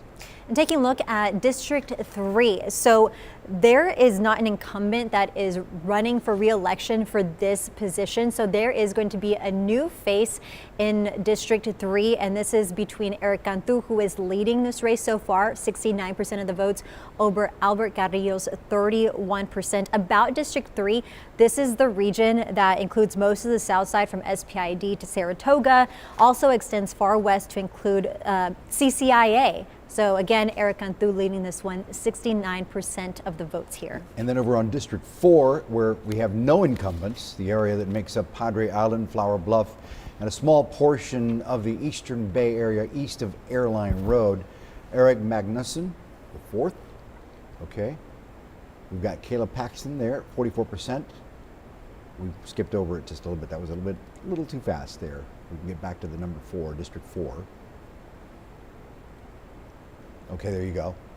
Now we got 44 Paxton there. Paxton at 44%, May Mendoza 24, and then Dan Grimsbo with 16. And as we mentioned at the end there, Eric Magnuson coming in with 16%. Yeah, and let's go ahead and look at District 5. You guys got a sneak peek of that one. District 5, the incumbent in this race is leading it so far. That is Gil Hernandez. This one is most of the newer part of the south side, everything south of Saratoga, east of Weber Road, down to the Oso Creek area.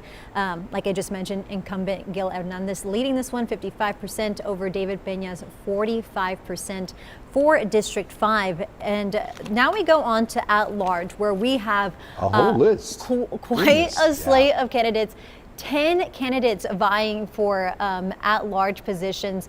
The top three will get those. Exactly, and many of them, of course, familiar names. Many have served in various capacities, either on City Council or City Council and County Commissioners here in Nueces County. Carolyn Vaughn, of course, being one of them. She's coming in at 17%. At the top three, of course, are the ones that would probably get the at-large positions in this case. These are all folks that we've known. Larry Lizondo, they're coming in with about 10% with at-large. Yeah, and then it kind of trickles down from there. But if we can go to the previous slate really quickly, just so that we see the top three. I think we saw Carolyn Vaughn was leading that one. I don't want to misspeak, but I think I saw that.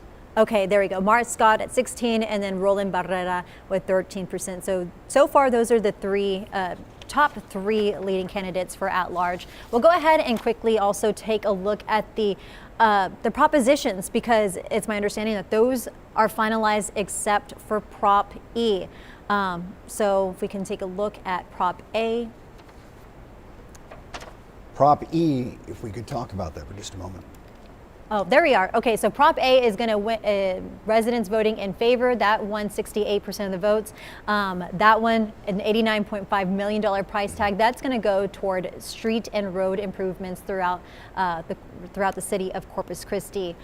Prop B focused a lot on our city parks, and as you can see, folks voting in favor of this one, 62%, 38 against. So this one gets approved. There you go. Prop C, we're talking about public safety here, 75%. That is a gigantic number there for a Proposition C at $45 million, but $30 million is for the fire department. The largest improvements are for, of course, to replace fire station number 8 on Castores, just north of McCardle Road, $12.5 million to replace fire station number 19. So all of it going, most of it going to safety, of course, here in Corpus Christi. That's right. And then Prop D, also another local prop that's going to get the approval with 60% of the votes, and that one goes for cultural facilities. What we mean by that, the Community Senior Center Complex, like the Garcia Library. And then taking a quick look at Prop E, which again, this one is not for sure just yet, but as you can see, pretty tight, focuses a lot on streets and improvements in the C district, 54% voting for. So far, 46 against. Now, Props E and F are very interesting in the sense that they are both sales tax related, but also they have expiration dates on them. If they get approval, they are good for the next 20 years. So a lot at stake for Props E and F. And as we went into the evening, we got a chance to talk with City Manager Peter Zanoni about all things City Council and propositions. So we'll go to that interview now. And we're now joined by City Manager Peter Zanoni. Mr. Zanoni, what about the early election results so far as the propositions? It looks like all the propositions are passing through with flying colors except Prop E. Right, yes, sir. So there's 2 items on the ballot. There's the bond program that had 4 propositions, and then the 2 sales tax propositions. So on the bond program that includes streets and public safety and parks and cultural facilities, really good pass rate there in the 60%, which demonstrates confidence in the voters and what we've been doing at City Hall for the past 5 years. The Proposition E, which is for streets and for the American Bank Center and 5 cultural facilities behind it, it's passing. It's not as strong as the others, but we feel confident that that will pass. The early returns show favorable passage on that one. And then the final one, Proposition F, for stormwater and drainage and flood control, that one's passing with good rates as well. And you think this work, if it's all approved or the work that is approved, how soon will we start seeing some progress? Right, so we have put new business practices. Let me start that over. We have put new business practices in place since Bond 2020, which immediately puts work in progress. And so on the bond propositions, we're going to see contracts taken to council in December, some of the early construction packages. We expect that all the design work will be awarded within 5 months of this election. That's consistent with what we've done for the past 2 bond programs. That's why Bond 2020 is nearly complete. 4 years later, that bond program, $75 million bond program, is almost complete. When we remind ourselves of how long it used to take the city to complete bond programs, it was double that time, almost 10 years in some cases to complete bond programs. So we'll be taking design work to council immediately. We'll also be taking some of the construction work that's shovel ready. That's going to happen these next couple of weeks at City Council. All right, I do appreciate that. City Manager Peter Zanoni talking about our propositions, which right now look like they are going to pass. We'll have more later in the evening on this issue. Thank you again, Mr. Zanoni. Okay, thank you, Michael. All right, Michael and City Manager Zanoni, thank you so much for that interview and talking about all things city. We do have a big update in one of the races that we are watching. We'll go ahead and take a look at that now. District 27, Adam Hinojosa now still leading there with 50%, but a big change, big jump there from Morgan Lamantia, the incumbent, at 48%. Okay, so that's, of course, a big race that we are watching, a big Texas rematch here for South Texas that we will continue to closely watch throughout the evening. Another big race that South Texans are watching is that of State Representative District 34. That one, of course, with Republican Denise Villalobos and Democrat Solomon P. Ortiz Jr. And I do believe, okay, as we can see here, Denise so far leading with 57% of the votes over Solomon Ortiz Jr.'s 43%. And one of our crew members who has been watching this race closely throughout the entire night is our Alexis Green. She joins us live tonight with Denise's watch party. Hi there, Alexis. Hey, Leslie, thanks so much. You know, we changed locations. The scenery looks a little bit different here. We're with Denise Villalobos at her watch party in Calallen at the Seafood Company Brewery, right? You know, just a little bit ago, those early voting results came in, and I'm just going to ask you, what was your first reaction? I was in shock. When I called my campaign consultant, he actually said, Denise, are you sure they didn't switch up the names? This has been a David versus Goliath race since the very beginning. We've been going up against the Ortiz machine, and then to see the early vote results where we're coming out 5,000 votes ahead, 57% of the vote was amazing, especially considering the turnout on the party that turned out, which we got a ton of just crossover voters in that early ballot. Absolutely, like you said, the 57 to 43, it was a pretty large gap. Did you expect, even if you were above, did you expect it to be by that much? No. I was expecting it to be within a couple hundred votes. I was actually anticipating Ortiz to be up by 100, 200 votes in early voting and then us catch him on election day. But this is just surreal. Like I'm at a loss of words. So absolutely. And you know, the night is still young. We're going to be here at her watch party as more of those votes roll in. But tell us a little bit about who you have here. I've seen some familiar faces. We got Judge Connie Scott in the building, but who is your support system watching this unfold for you tonight? It is 100% my family, my mom, my sisters, my husband, all of his family, my mother-in-law, and then, yes, Judge Connie Scott. So me and my husband campaigned for her back in 2010 when she flipped the seat from Abel Herrero, and in 2012 again. And so this is just a full circle moment when she won the seat and now me. So I've been with her since the very beginning, and we've maintained our friendship. Absolutely. So the momentum, you just want to keep this ball rolling for the rest of the night? Yes, 100%. And so there's a few election day results in, and we're maintaining that percentage. So it's looking good, but yes, it is very early, and we don't want to call it yet, but we're feeling pretty confident. Thank you so much, Denise. We are not going to go anywhere. We'll check in with you in just a little bit. All right, Lexus, thank you so much. As you can see, another big party over there for Denise Villalobos' watch party over there in Calallen. And this was one of those other races that we had seen over the past month with some very contentious ads. Of course, but also she got the help from the governor making several appearances here Lots over of big the endorsements. last couple of weeks. Yeah. Lots of endorsements for both of them on both sides, for sure. So let's check in right now with Dr. Bill Chris and our Michael Aspia standing by to kind of give us a little commentary, their thoughts on this particular race where it's been seesawed. Kind of a big surprise for Villalobos, don't you think? Yeah, I mean, State Representative District 34, and Rudy was asking about, is this a little bit of a surprise in the contest against Solomon Ortiz Jr.?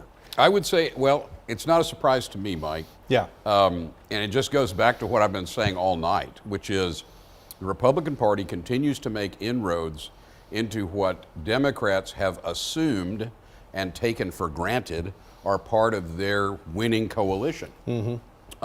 And one of the reasons the Republicans continue to do that is because some of the Democrat positions on social and cultural issues, and here I'm not talking about reproductive freedom, I think the Democrats have the majority position on that, but on things like transgender and things of that nature, the Republican Party is making significant inroads into minority voting districts and into traditional Democratic Party bases, number one. Number two, again, I'm going to teach, well, you probably already know this word. I'll teach our viewers a new word, those of you who don't know it, which is shambolic. Shambolic is the adjective that goes with shambles, right? So if you're in a shambles, you're shambolic. The local Democratic Party is shambolic. The Texas Democratic Party is shambolic. I mean, essentially, the Republican Party's in the ring with the Democrats, and they're throwing lefts and rights, and the Democrats have at least one of their hands tied behind their back. Oh my goodness. I mean, what an assessment to say that. But again, you didn't arrive at this like it happened just yesterday. No, though. this has been going on for decades. This has been going on for decades, and it began really with the Bush family.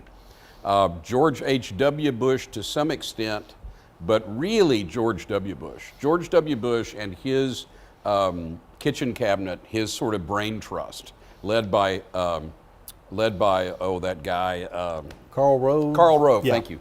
Led by Karl Rove. Very carefully cultivated support in the Rio Grande Valley and San Antonio and in other places where there are significant Hispanic constituencies, and developed a lot of personal loyalty to their brand.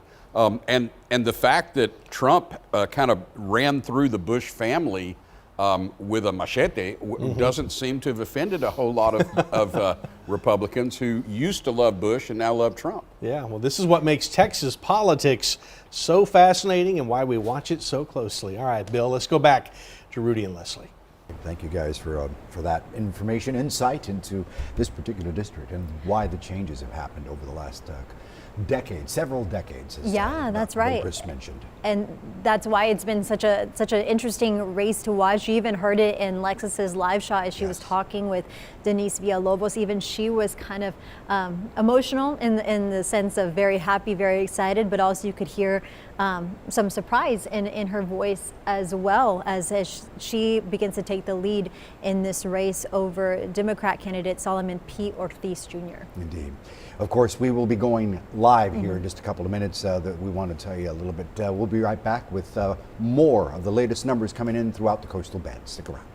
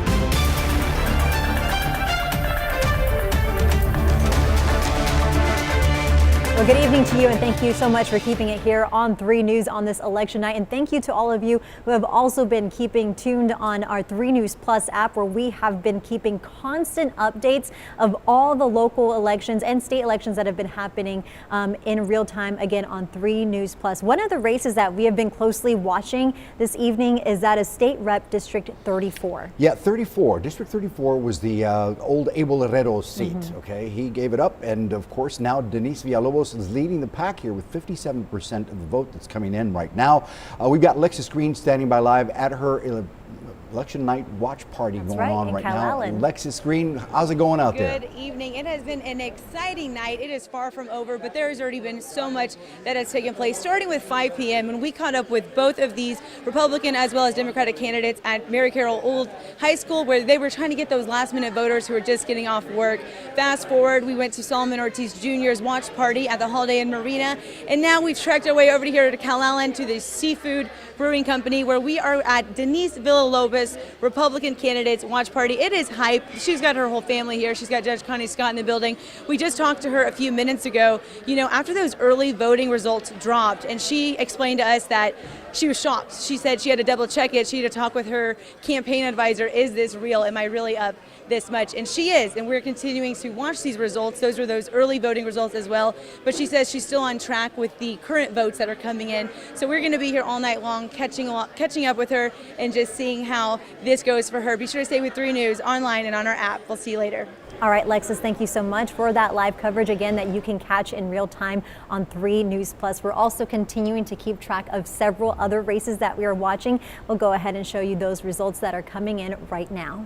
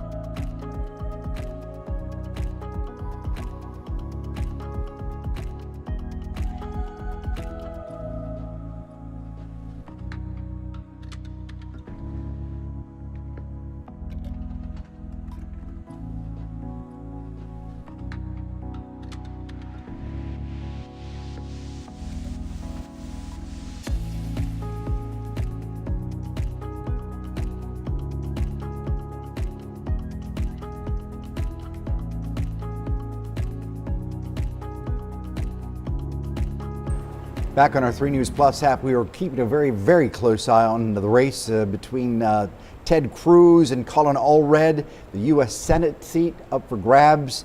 Ted Cruz is having a party right now in Houston, and we've got video there that's coming in to us from our sister station in the Houston area. If you could call that up, there it is right there. Ted Cruz has not gotten on stage that we know of just yet, but we're sure that it won't be long before he does. He's keeping an eye on those numbers as they trickle in.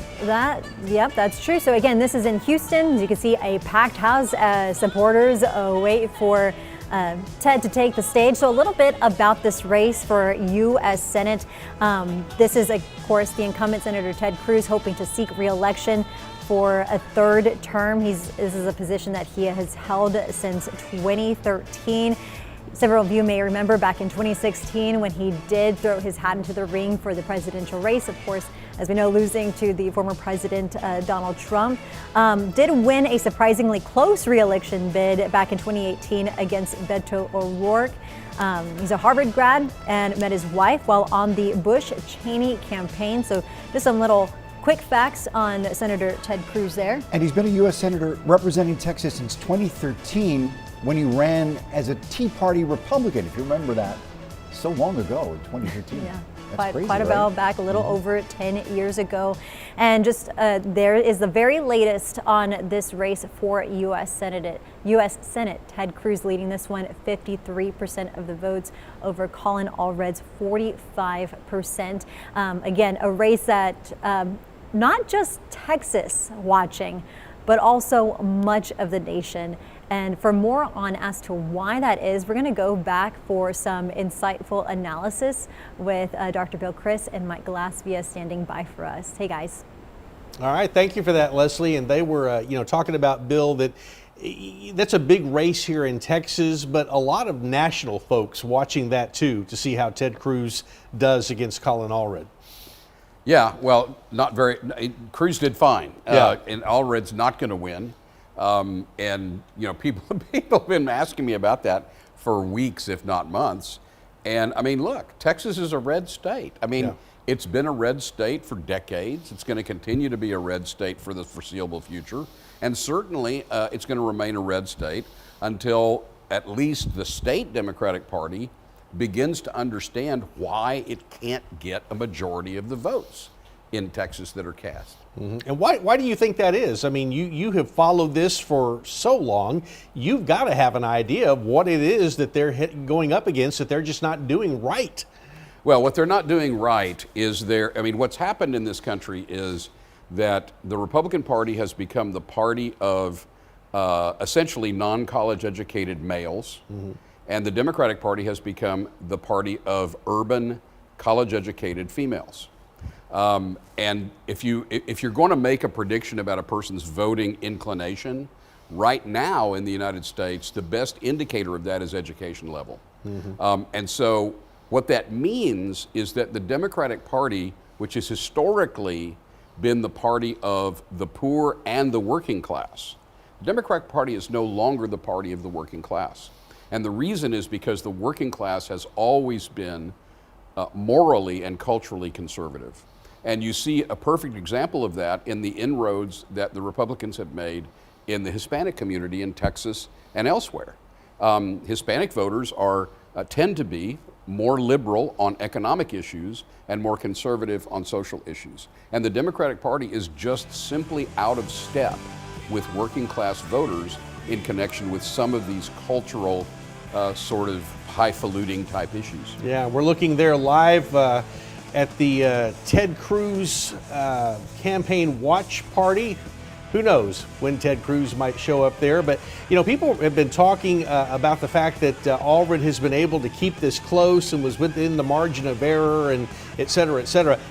You have to remember that Beto O'Rourke did kind of the same thing, didn't he? Beto actually did better than I think Allred's going to end up doing.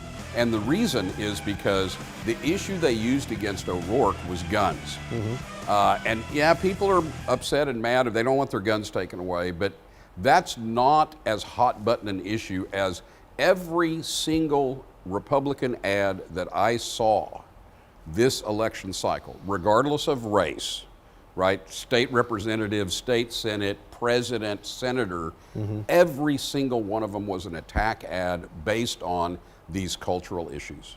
They're all, this guy voted to put men in women's locker rooms. Yeah. This guy voted to have boys compete in sports against girls. And as long as the Democrats keep handing Republicans that issue, which is a loser for mm-hmm. Democrats, Republicans are going to keep hitting them over the head and shoulders with it. Well, and here's the deal, too, and this is as old as it gets in politics. You can get a message out. How accurate it is or not doesn't matter because now the guy has to defend it, right? Well, yeah, that's the old LBJ tactic, right? Yeah. That's the old Johnson tactic as well. I'll tell you what I want you to do. I want you to go out there and run an ad that says, my opponent did X. And the aides are like, well, Lyndon, we can't do that. He didn't do X. He says, well, I don't care. I just want to see him deny it, right? And that's the whole purpose of negative advertising is that the nuances get lost in the attack, right? And the other thing that's happening here, that's happening nationwide, not just in Texas. The other thing that's happening here is if there's not a war, if there's not some, 9/11, if there's not some major event or issue that pushes people one way or another, what they end up doing is the election just ends up being a referendum on the economy. Sure. And as long as people are hurting when they go to the grocery store and they're going, "Dadgum, I can't believe a loaf of bread costs this much," the details get lost. And what happens is, well, Democrats are president now. I'm not happy, so I'm voting Republican. Economy always a big player. Well, and you know what? Races like this. In 4 years, if people are not happy and Trump wins this time, they'll vote Democrat the next time. Yeah. All right. Let's go back to Leslie and Rudy there at the desk. Very good. All right, guys, yeah. That's putting it into perspective right there. Big time. More years, we'll see. Big time. So, guys, thank you so much. We'll check back in with you here shortly. We do want to give y'all a live look at some poll workers working hard tonight over at the Nueces County Courthouse. We have a live feed. Check that out. Those are folks right here from our community, hard at work, making sure that your vote and your voice is heard this election season. That's where the actual counting is happening here in Nueces County at the Nueces County Election Central, which is the Nueces County Election Central and County Clerk. They double up. That's Kara Sand's office, obviously. Her poll workers there working diligently to get those numbers in as soon as they can to us, as fast as they can. They load them up to the Secretary of State's office, and then we get them here. We are able to pass them along to you as well. I was just about to ask you, Rudy, because I know that in the past that this is a scene that you had reported live at. Yeah, for about 20 years covering the courthouse and covering pretty much every election that we had at the courthouse. It was a different time when we had so many folks that would show up, and basically the party started at the Nueces County Courthouse with all of the candidates showing up. That was Election Central at one point.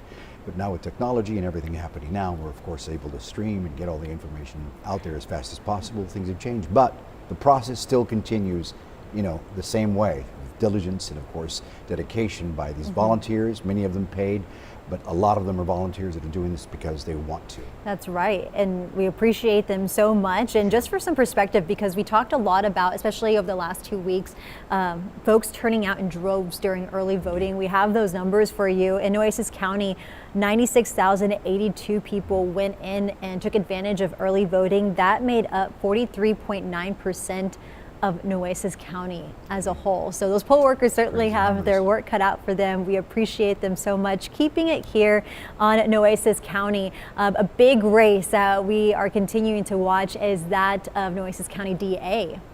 Jimmy Granberry, 55% of the vote right now. Terry Shamsey coming in at 45. It is a tight race. Numbers very, very close there, but we still have many more votes before the night is over. They've got a long ways to go. And of course, we do have someone. We have our very own Josh Maxwell. He is joining us live tonight from the watch party there at Vernon's for the incumbent in this race, Jimmy Granberry. So Josh, it's been a minute since we've checked in with you. Tell us, how's it going out there? Leslie, I'm still here at Vernon's, and there's still a very strong outpour and support for DA Granberry. Now, the last time I spoke with you, his campaign manager, Brandy, was telling me about how his appointment from Governor Greg Abbott did help give him a very substantial way to kind of lean into the community. Now, I do also want to talk to you a little bit about those advantages, again, that Granberry does have in this situation.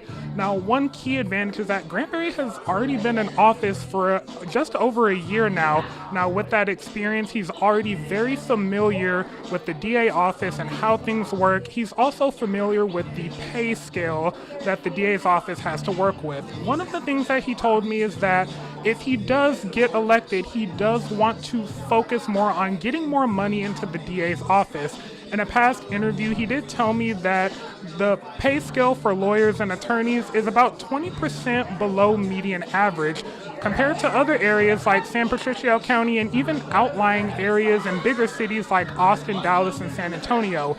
he did mention to me that it does make it a bit difficult to help retain talent, especially with this being kind of a jumping off point for attorneys. He did speak with me in a past interview about how people tend to get their experience and they tend to venture off, and he wants to change that. Now, he does also kind of make up for that by showing his employees how much they're valued, but also another thing he emphasizes is just how vital retaining talent is for the work here in the courthouse. Now, I will keep in touch with you guys throughout the night. He does still have that steady lead over Democratic candidate Terry Shamsi, but of course, you can keep it on 3 News Plus for more updates. But for now, reporting live from Vernon's, Josh Maxwell, 3 News. Now back to you guys on the desk. All right, Josh, thank you so much for that live report. And Josh talking with such a wealth of knowledge and background, because I know this was a race that he had covered pretty extensively in the weeks leading up to tonight. So Josh, we appreciate that expertise. Of course, Rudy, you know a lot about the Democratic Terry Shamsi, of there. course, former Nueces County judge here between 2003 and 2006. He has a lot of experience. Both men basically worked under the great Carlos Valdez when he was a county attorney, and of course the DA. So Terry Shamsi, again, wanting to try his work and his expertise of 30 years plus, both of them having that extensive experience in basically being a district attorney or a county attorney. So Terry has his own thing going on right now, and we're going to try to get some interviews with him and find out where he stands tonight. But both these folks have a lot of experience, and we will know later on tonight how they turn out as soon as we get more numbers, because it's still too early to say that one will be over the other. Yeah, so that's a race that we'll continue to closely watch. We are also, of course, closely watching. Actually, we just got word we're going to switch gears. We're going to go live to Houston. That is the site of the watch party for incumbent Senator Ted Cruz. Let's take a listen here. Pray that Donald Trump will be reelected as President of the United States.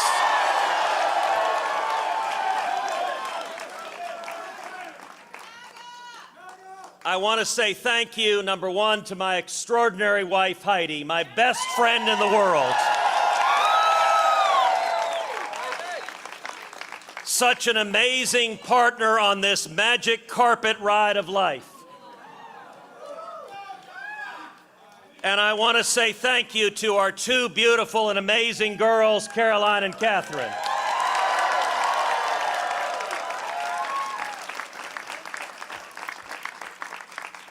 You know, politics at times exacts a price on the family. And I want to say I am so grateful for their love and support, and you guys are amazing. Thank you.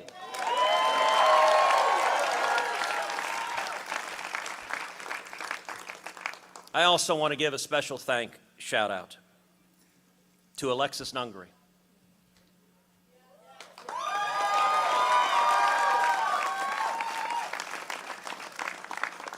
Alexis, thank you for that was a live look into the watch party for incumbent Senator Ted Cruz, leading currently still with 54% of the votes over Colin Allred's 44%. Again, a major race. Not only all of Texas is watching, but also much of the nation. But it seems at this hour, this moment, the incumbent is taking this one. Hearing from our analyst, Dr. Bill Chris, earlier saying that Colin Allred basically didn't have a chance at all in this race. He'd been calling it for months, saying that he would not have an opportunity, not going to be able to unseat Ted Cruz. So we'll continue to keep an eye on that one, bringing it back home to Corpus Christi, still keeping tabs on that mayoral race where the incumbent Paulette Guajardo still leading this one, 48% of the votes.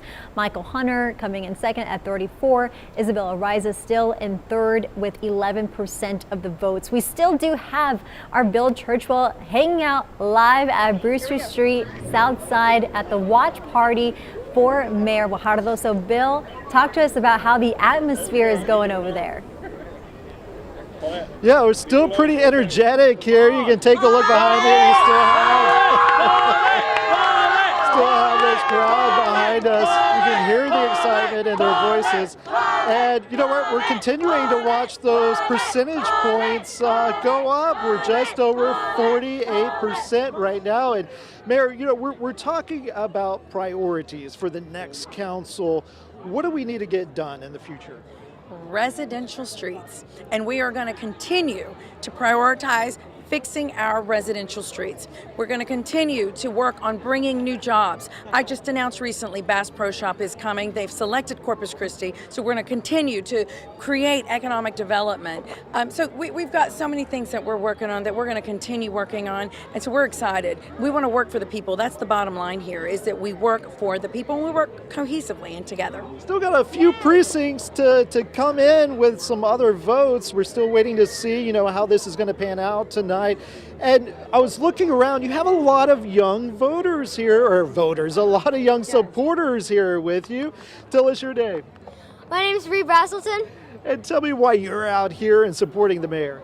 Because she's a people's mayor and she works for the people and we all love her. I think we have a future politician right here. But we're going to be out here throughout the night. We'll check back in with Mayor Guajardo coming up later on. Reporting live, I'm Bill Churchwell. Now back to you. All right, Bill, thank you so much. The energy is still very much hyped over there at Brewster Street Southside. The mayor with a lot of her supporters there. So Bill, thank you so much again for that another live report. Speaking of, we're going to go to another live report with our Josh Maxwell, who I believe is now joined by incumbent DA for the DA's race, Jimmy Granberry. Hi, Josh.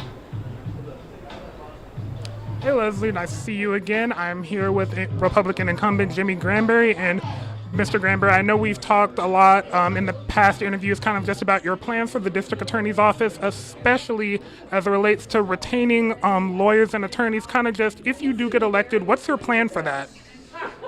Well, we got to make people understand that, you know, you hear the phrase a lot, freedom isn't free. Well, neither is public safety. Public safety isn't free. You've got to pay for good public safety. And part of that is having a professional career track group of prosecutors that come to your community and stay and train the young lawyers that come up behind them so that you have a institutional knowledge of how to prosecute these cases. And my goal is to be able to retain the good lawyers that I have for as long as their careers last, and have them train the young lawyers that follow them long after I'm gone, and keep a career track type of office here, giving Nueces County the professional type of prosecution that they deserve. Because without that, we're a farm team for other counties, other cities, and we will never catch up. We're playing catch up all the time. So we've got to do that. Right, and also you've talked to me kind of just about having those extra hands can also help process more cases. Another issue, the rise in juvenile crime, so how does having those extra hands kind of help with that issue as well? You know, I went to San Antonio to meet with ATF and a group of prosecutors from San Antonio area, U.S. Attorney's Office, on this rise that we have with juvenile crime. I mean, there are things that the feds can't touch. If they're juveniles, they can't touch them. And a juvenile in federal court is up to 18. We can prosecute 17-year-olds as adults in the state of Texas. And we will prosecute 17-year-olds in the state of Texas. And one of the things that we're concerned about is switches that can be added to a handgun or a AR and cause it to be a full automatic weapon. You know, it just scares the hell out of me that we have young people that think they're grown but aren't, spraying bullets in a full automatic weapon through the streets of Corpus Christi.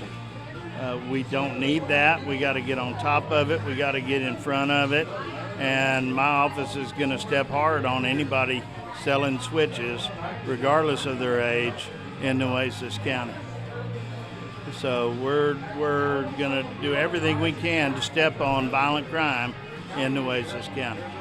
All right, thank you so much, DA Granberry. I look forward to speaking with you later in the night. And Rudy Leslie, of course, keep it here on 3 News Plus. But for now, reporting live from Vernon's, Josh Maxwell, 3 News. Back to you guys at the desk. Now, the interesting point here that we must note is what Jimmy Granberry has echoed what other DAs before him have told me in interviews over the years. And yes, they do need prosecutors that are paid competitively with other counties, not only here in Nueces County, but I mean, we've got prosecutors that leave Nueces County to go work in neighboring counties like San Pat and B County, where they get paid more. And we all know that the purse strings are held not by the DA, but by the county commissioners.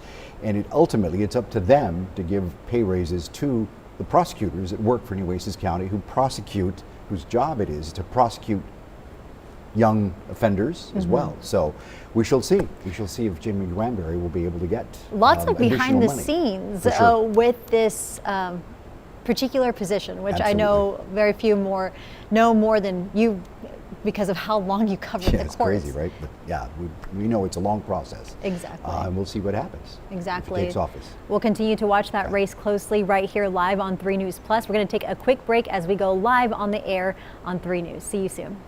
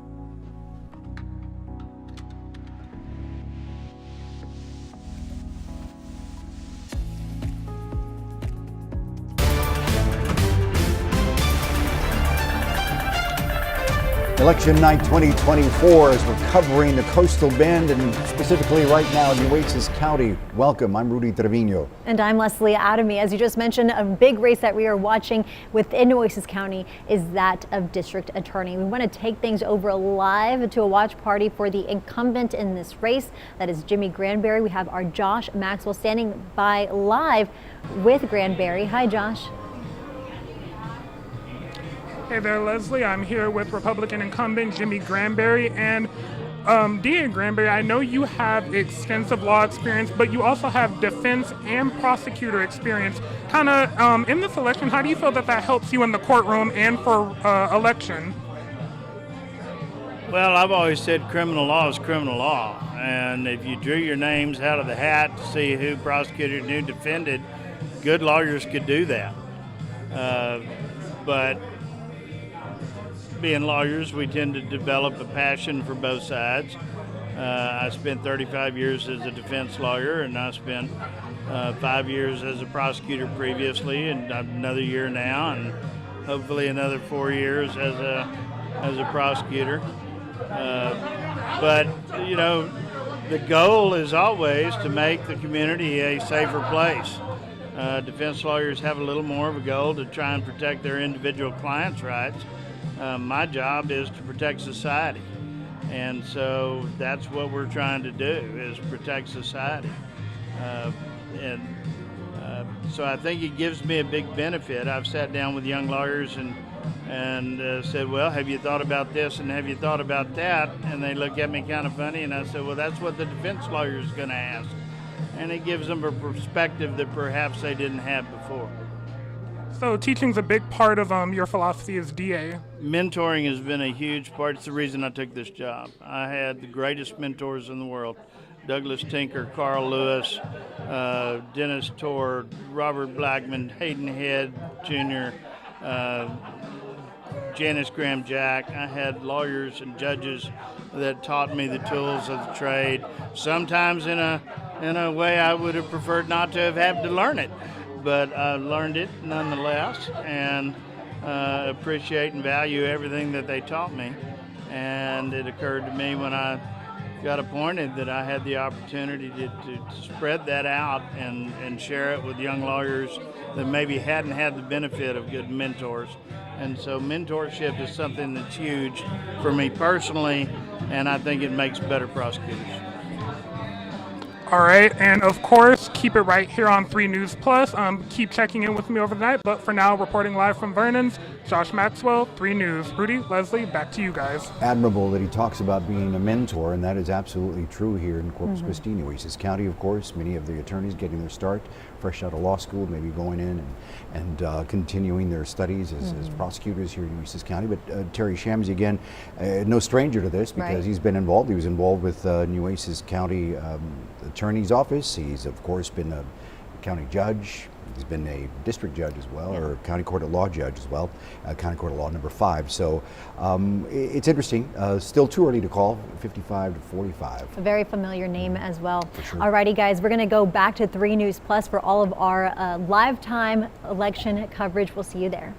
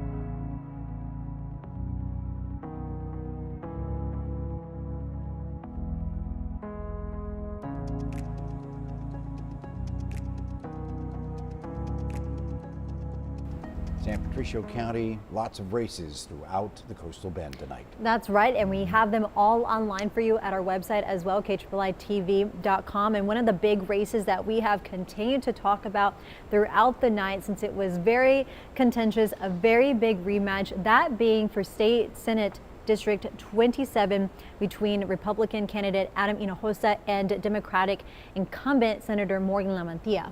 We've got Brandon Sheff out on the island right now, where he's got, I understand, Adam Hinojosa with him to talk to us about his, I guess, his race tonight, how well he's doing, something that may not be a surprise to a lot of folks, but certainly is to some who were expecting the tide to turn for Senator Lamantia, the incumbent. Brandon, what can you tell us about this race?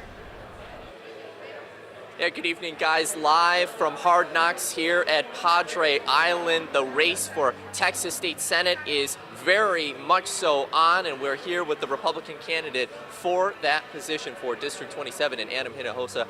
Adam, this has been a busy day for you. You have been traveling all around the area that you would be representing. Tell me about how that's been going so far, how the turnout's been. Well, the turnout's been incredible. The reception is even better. We've gone from the northern part of the district all the way down to the Rio Grande Valley in the south, came all the way back up to the north, and then back here to Corpus Christi.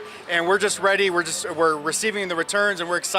We're right in the race. Absolutely. You know, you and I had talked a couple years ago about how you were also trying to get this. Now you're running and you're seeing the results. You're seeing people coming out to the polls today, and you're liking what you're seeing so far. This is a close race. It's a very close race, but you know what? We've done so much work, especially in the Rio Grande Valley. Our people are coming out here in Nueces County, my hometown, and so we're excited about that. We've done, like I said, just an incredible amount of work in the Rio Grande Valley. We're still waiting for those returns, but we're super excited. We're right in it, and it looks like we could very well turn this out.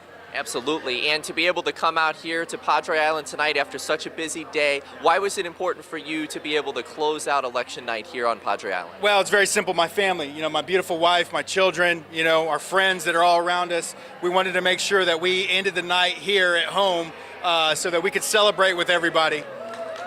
Absolutely.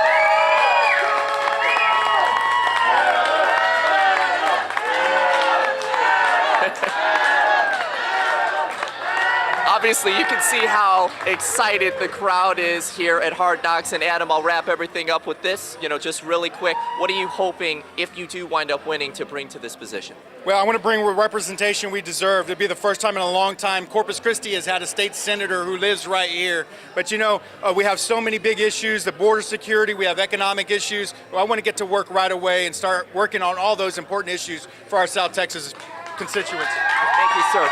Good luck tonight. Thank you very much. All right, we're going to send it back to you guys in the studio. Reporting live from Padre Island, Brandon Sheff, 3 News. All right, Brandon, thank you so much. You just saw the slate just moments ago. This one's still a very tight race. Very tight, yes, indeed. We're talking about something that the Valley is keeping a very close eye on, as we are here in the Coastal Bend, because it does cover a wide swath of this one area that, as Adam mentioned, we haven't had someone to represent this area in quite some time. And as you see the numbers there, 50% over 48, Yeah. It's still too early to call. We Right. still got many numbers down from the Valley, still need to be counted. Adam Hinojosa, the Corpus Christi native, taking this one so far. Again, that it's not done just yet, but with 50% of the votes over Morgan Lamantia's 48% of the votes. So we'll check in with Brandon. We'll keep tabs on this race as well. We're gonna bring it back here to Corpus Christi, look at some of the at-large candidates. And let's see some of the results for those that are coming in this evening. Right now we have Carolyn Vaughn leading that one with 17%, followed by Mark Scott and then Roland Barrera. Those are the top 3 right there, with Jim Klein coming in at 12% right there of the vote so far. And again, this is a large swath here. We got Larry Elizondo with 10%, Rachel Caballero at 10%, Jennifer Garcia at 8%, and Sylvia Tryon at 5%. 10 candidates, Yeah, 10. for at large. We want to go back, if we can, really quick to the first slate that showed the 3 candidates that are leading this one in at large. That being Carolyn Vaughn, Mark Scott, Roland Barrera. These are 3 Coastal Bend politicians. Definitely no strangers to the political scene here in this area. They have Carolyn Vaughn, we've seen in the city capacity, Also county, Mark Scott is a former city council member. Roland Barrera is actually the incumbent for District 3, obviously not running for that race, coming in third right now for the at-large position. Let's get the take now from Dr. Bill Cruz and Mike Gillespie standing by to tell us about what they think of these particular All right, thank you for that. here, Appreciate it, guys. Thank you. We haven't had a chance to talk much about some of the city council races, but this at-large council race has fascinated me from the beginning. You've got 10 people running. This is one of those where you don't have to get above 50%. You just have to be basically in the top 3. And there's only one incumbent running. Yeah. How is this all shaking out for you? Well, and the one incumbent is getting defeated. Yes. Is what's really strange about it. Well, there's a couple of conclusions we can draw from this. I mean, first of all, it looks like Carolyn Vaughn and Mark Scott are going to make it as number 1 and number 2 at large people. Either Roland Barrera or Jim Klein will be the third because they're both above 12%. Right now, Barrera is edging Klein out so that Klein will no longer be on the city council. His cohort, Sylvia Campos, is winning in her district. And Isabel Araiza, although she's running third in the mayor's race, has gotten enough votes to throw that race into a runoff, it looks like. One thing we can say from looking at the at-large city council race and the at-large school board race is that with all of the muscle that the Republican Party is flexing locally and statewide, the endorsement of the Republican Party for the first time of candidates in these nonpartisan city council and school board elections has not yielded any fruit. The only person in either of those races that was endorsed by the Republican Party and is winning is Carolyn Vaughn. And she probably would have won anyway because she was on the city council for a long time, has a lot of name ID. All right, we've got just a few seconds here, but if we get a chance to pull up the school board, because I don't know that you and I have had a chance to look at that tonight, but some of the familiar names there when you were checking on your phone a moment ago were leading where you thought they might be? Yeah, pretty much. The number 1 ballot position is Steve Barrera is winning. Yeah. And then third place is Don Clark. And second place is Alice Upshaw Hawkins. And she's an incumbent. And yet, we take a look here at the ISD, Corpus Christi ISD school bond. This thing is going down big time. Going down hard, and I think that's because of that, parentheses, $135 million price tag next to it. People very seldom vote for all of the bonds because at some point, as they're flipping through them, voting yes, yes, yes, they go, wait a minute, maybe we can't afford this next one. So that's just the way voters behave. And here are some of the names we were looking at and mentioning earlier. They're running for school board. Penny Kaminsky was the candidate that was endorsed by the American Federation of Teachers in that single-member district race, District 2, and she is behind right now. In the at-large races, Steve Barrera, who's a former teacher and football coach, not necessarily football coach, but coach, and Alice Upshaw Hawkins, who's a teacher, and Del Mar veteran, they are winning, and then the third spot's being taken by Don Clark, whose father was on the school board. Yeah, and there you are. You get a chance to look at some of the numbers as we have talked about some of those races. Let's go back to the desk now. Rudy and Leslie, take it from here. All right, very good. Thank you, Mike. Thank you, Dr. Bill Cruz. Very good. It's just another reminder of how jam-packed election night can be. We're not just, of course, talking about the big presidential race. A lot of people locked into that as well. But our state races, what we're seeing for the South Texas region, and then locally, and even for school bonds. Absolutely, and so many races to talk about. And I know we're getting the numbers, and as soon as we get the numbers, we're going to pass them all along to you as well. We've got district court judges as well that we want to address. There's so many different races. We've got the DA's office. We've got outlying races as well that we want to share with you. And as soon as we get those numbers here, we're going to pass them along to you. We've got some more numbers. This is a Michael McCauley. This is the 28th District Court Judge. Again, no numbers yet. We're still waiting on the county clerk's office. Kara Sands As soon as she gets those numbers, they pass them on to the Secretary of State's office, and then they're passed on to us. As soon as we get those numbers, we will, of course, pass them on to you. That's what's happening right now. They're still counting, and they can't exactly pass along their totals to the Secretary of State's office, who then sends them out to the rest of the country. Yeah, this isn't exactly also a process that you want to just speed up willy-nilly, because as we've said, this voting is your opportunity to make your voice count. There's a lot of hardworking hands that go into making sure that that happens here in Nueces County, in San Patricio, Brooks, all of the counties here in the Coastal Bend region. It's a long night, and mostly volunteers. And just the sheer number, the number of folks who turned out to vote, mail-in ballots, and all of that has to be counted. It does take time. This is definitely going to go down in the history books for sure. Alrighty, and one of the other races that we are going to turn to now is going to be of U.S. House District 27. Let's go ahead and take a look at the numbers if we can for this one. If we can pull that up.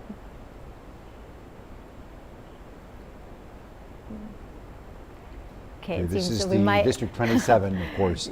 There it is, Michael Cloud, Tanya Lloyd. Michael Cloud, a clear winner there. We don't want to call that, we can't, because there's so many numbers still missing.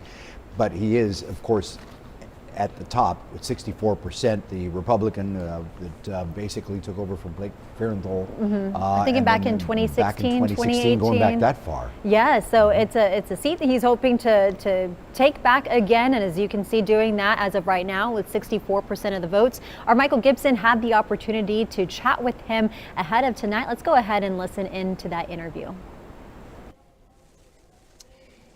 And thank you for joining us. We've got Representative Michael Cloud. Congressman, it looks like you're going to be reelected. It's still probably too early to call, but you are well ahead. What's your plans on the rest of the evening? You continue to watch this, or are you pretty sure? Well, thank you. Yes, of course, we're cautiously optimistic. You never take the people for granted, obviously. And, first of all, just want to say, thank you, and it's an honor to continue to serve this district. As we look forward, the work continues. I always remind my folks I work up with in DC that election day is the starting line, it's not the finish line. And so, I'll be headed back up to DC tomorrow to make sure that we get to work right away and looking at what needs to be done over the next few months, and certainly the first 100 days of a new term. We're still watching election results, because obviously that'll depend or that'll change what we can or cannot do over the next few months, but it'll certainly affect it. But we're watching that closely right now, and but it's certainly an honor to serve the people of Texas. Do you think everybody in Congress can hopefully get along and get legislation moving along? You notice everyone in the country is hoping for unity and everyone to get on the same page. Do you think that's possible? I sure hope so. You look at the numbers, and it was something like 70% of the country said we needed to head a different direction. So, here in South Texas, of course, we know our borders have affected our communities. We had another person in our district die just this last week when they were hit by a drunk driver who had already been removed from our country for that same crime. And so, we've got to secure our border. It's affecting the institutions in our communities. We got to get our economy working for the American people again. They always say they get their economic report not from a White House briefing, not from some report that's coming from, they get it when they go to the grocery store. So we got to get that working again. And again, Corpus Christi is right at the tip of the spear of a lot of that, because so much of that is connected to our energy policy. And so these are things we have been working on, but hopefully we'll be able to continue to work on that as we head into this new term, even with a little more wind at our backs, I would hope. Thank you very much. That's Representative Michael Cloud, District 27. He was facing Tanya Lloyd, a Democrat, and it looks like Mr. Cloud will return for another term. And thank you for joining us this evening, and we'll continue to watch those results. Sure thing. God bless you. All right, Michael, thank you so much for another awesome interview. Again, he was talking with the Republican incumbent in that race for House District 27, Michael Cloud, looking like he still leading that one over Democrat candidate Tanya Lloyd, who is a first grade teacher. Her slogan, Congress needs a first grade teacher. Yeah, that's what she campaigned on, and who is one of the folks from in the district where the district was basically cut. And she's up from the Seguin area, up in that area that is part of the 27th Congressional District. Very interesting. It just goes to show just how vast these areas are, because that's a little part of Central Texas that kind of goes into the Victoria Cuero area, I think Edna as well, and then comes to Beeville, I believe, or at least dips into Corpus Christi a little bit.